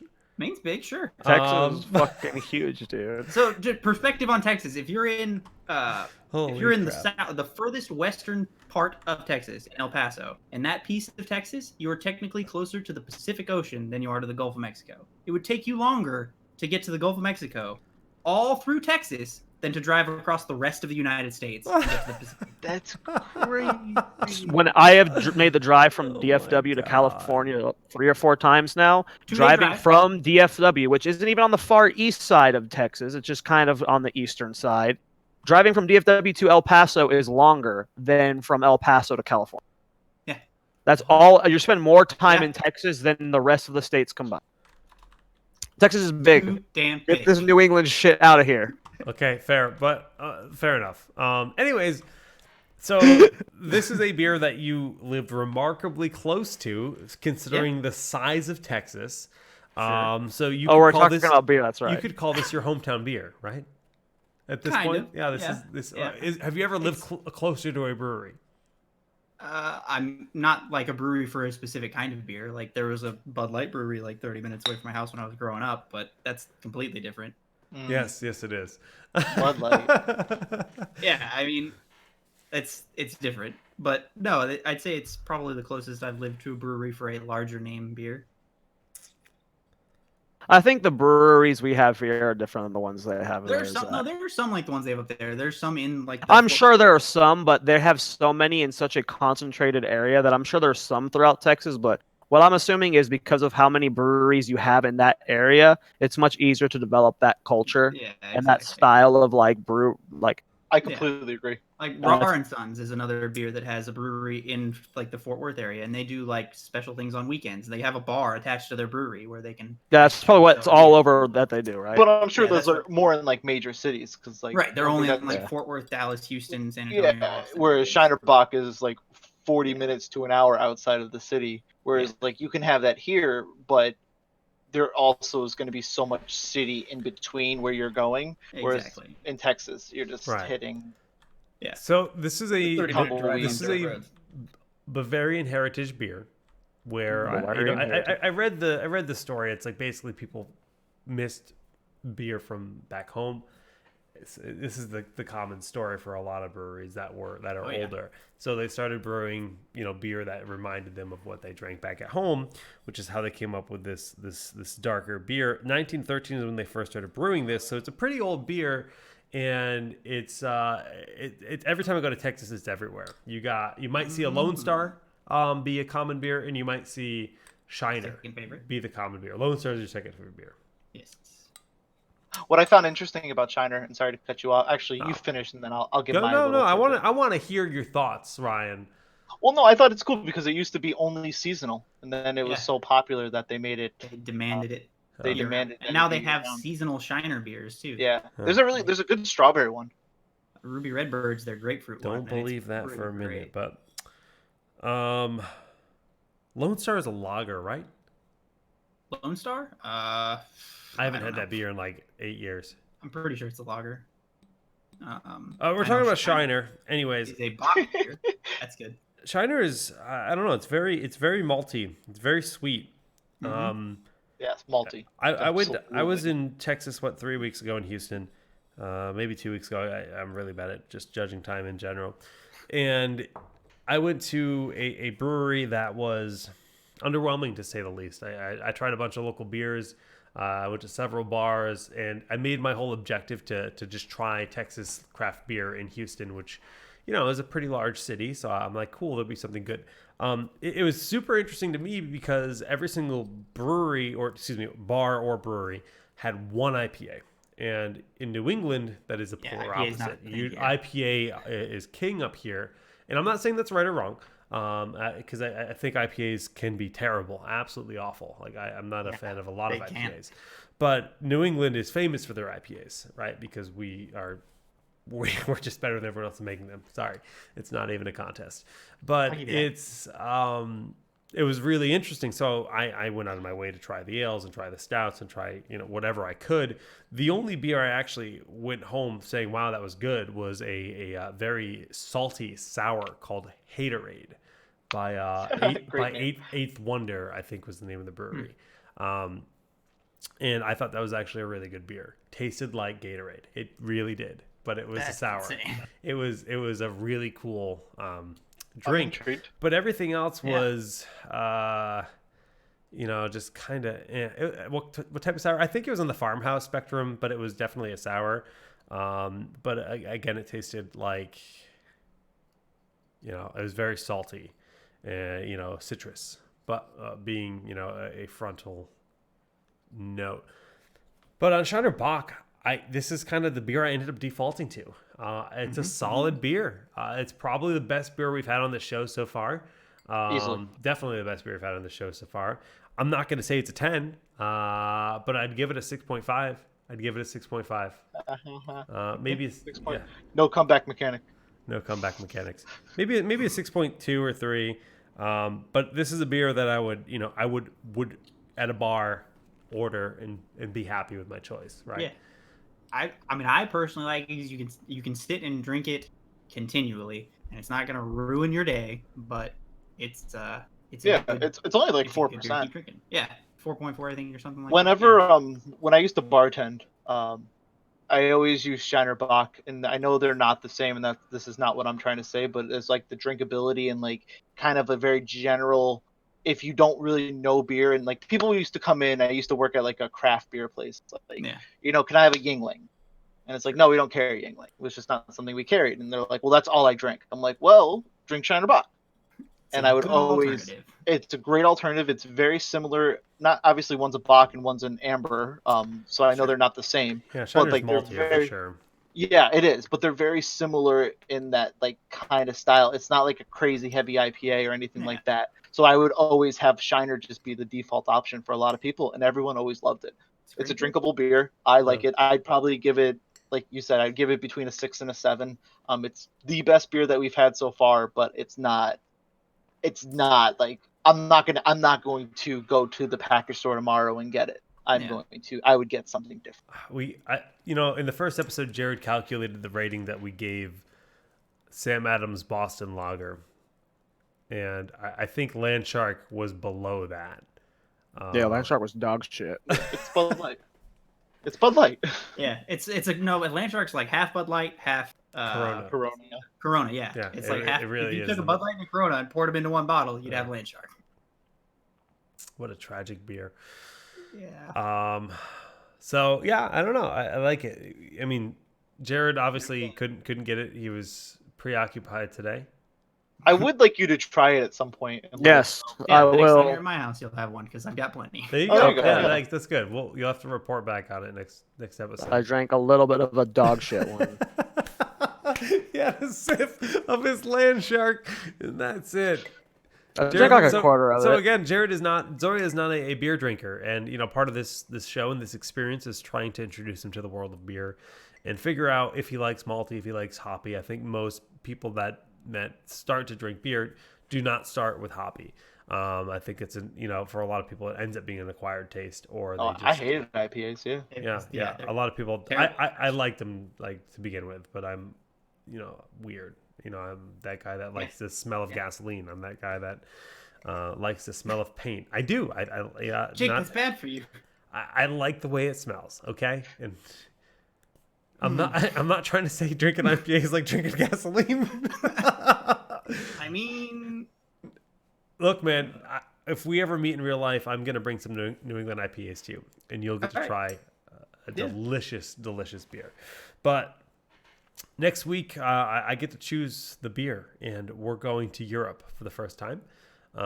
We've done all American beers, and I want to. Man, do I go? I'm trying to. I need to know. Yeah, I was gonna say Boddington's actually because I think Boddington's. Well, Ryan knows I love Boddington.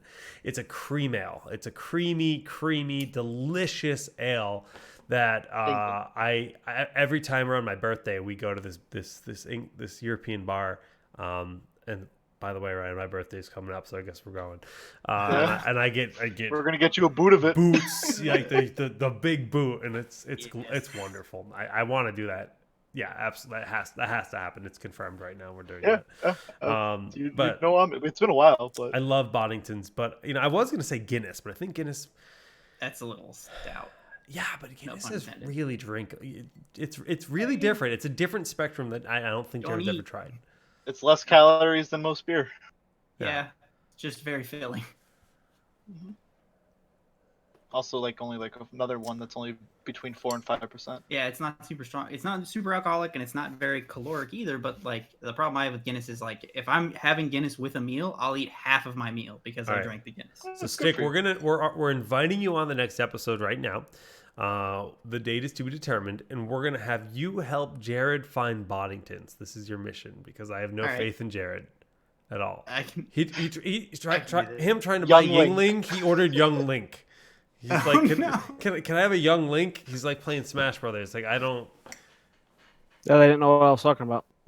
Yingling. He's truly Yingling. oblivious in this world, and we need to help him. Alright. We need to hold. I drank whiskey, man. That's You it. do? I No, mean, that's and- fine. I'm It's not not bad. saying I anything. It's just I want to share my No, passion for beer. Yeah, no, I with that's you. why I agreed to doing it, man. I wanna, I love passion. The things that I talk about are the things I'm passionate about.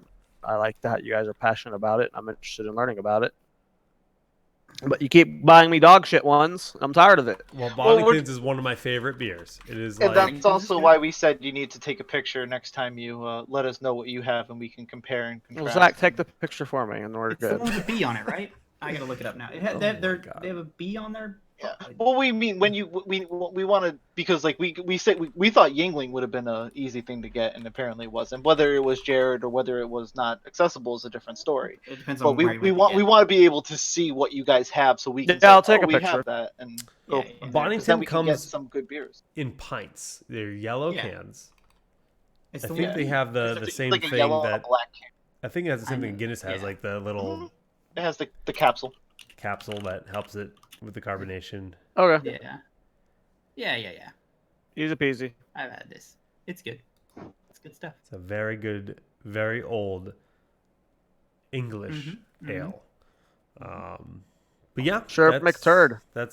That'll be our post E3 episode. Potentially next Friday night. It would have to be late as I work till 9 p.m. But we'll figure that out off air. Anything else for stuff. tonight, guys? I mean, everything I want to talk about would require time. Please let Jared into the classic WoW beta. Yeah. All right. That's Yeah. literally my life every second of every day, dude. Just Like, waiting. you can. I really When hope you that just- one no, when day you I can disconnected, have we talked someone about go it. through, like, even like I'm sure I've been talking, like I've mentioned classic back during. No, I know I've talked about it, even dating back to town halls, like years and years ago. I've been talking about classic WoW Great if for they at least re-released 4 Classic. years. Yeah. You know, it's just all I need in my life, dude. It's like. Yeah. I feel like I will look back on the launch of Classic WoW as the greatest gaming experience of my life. Yeah.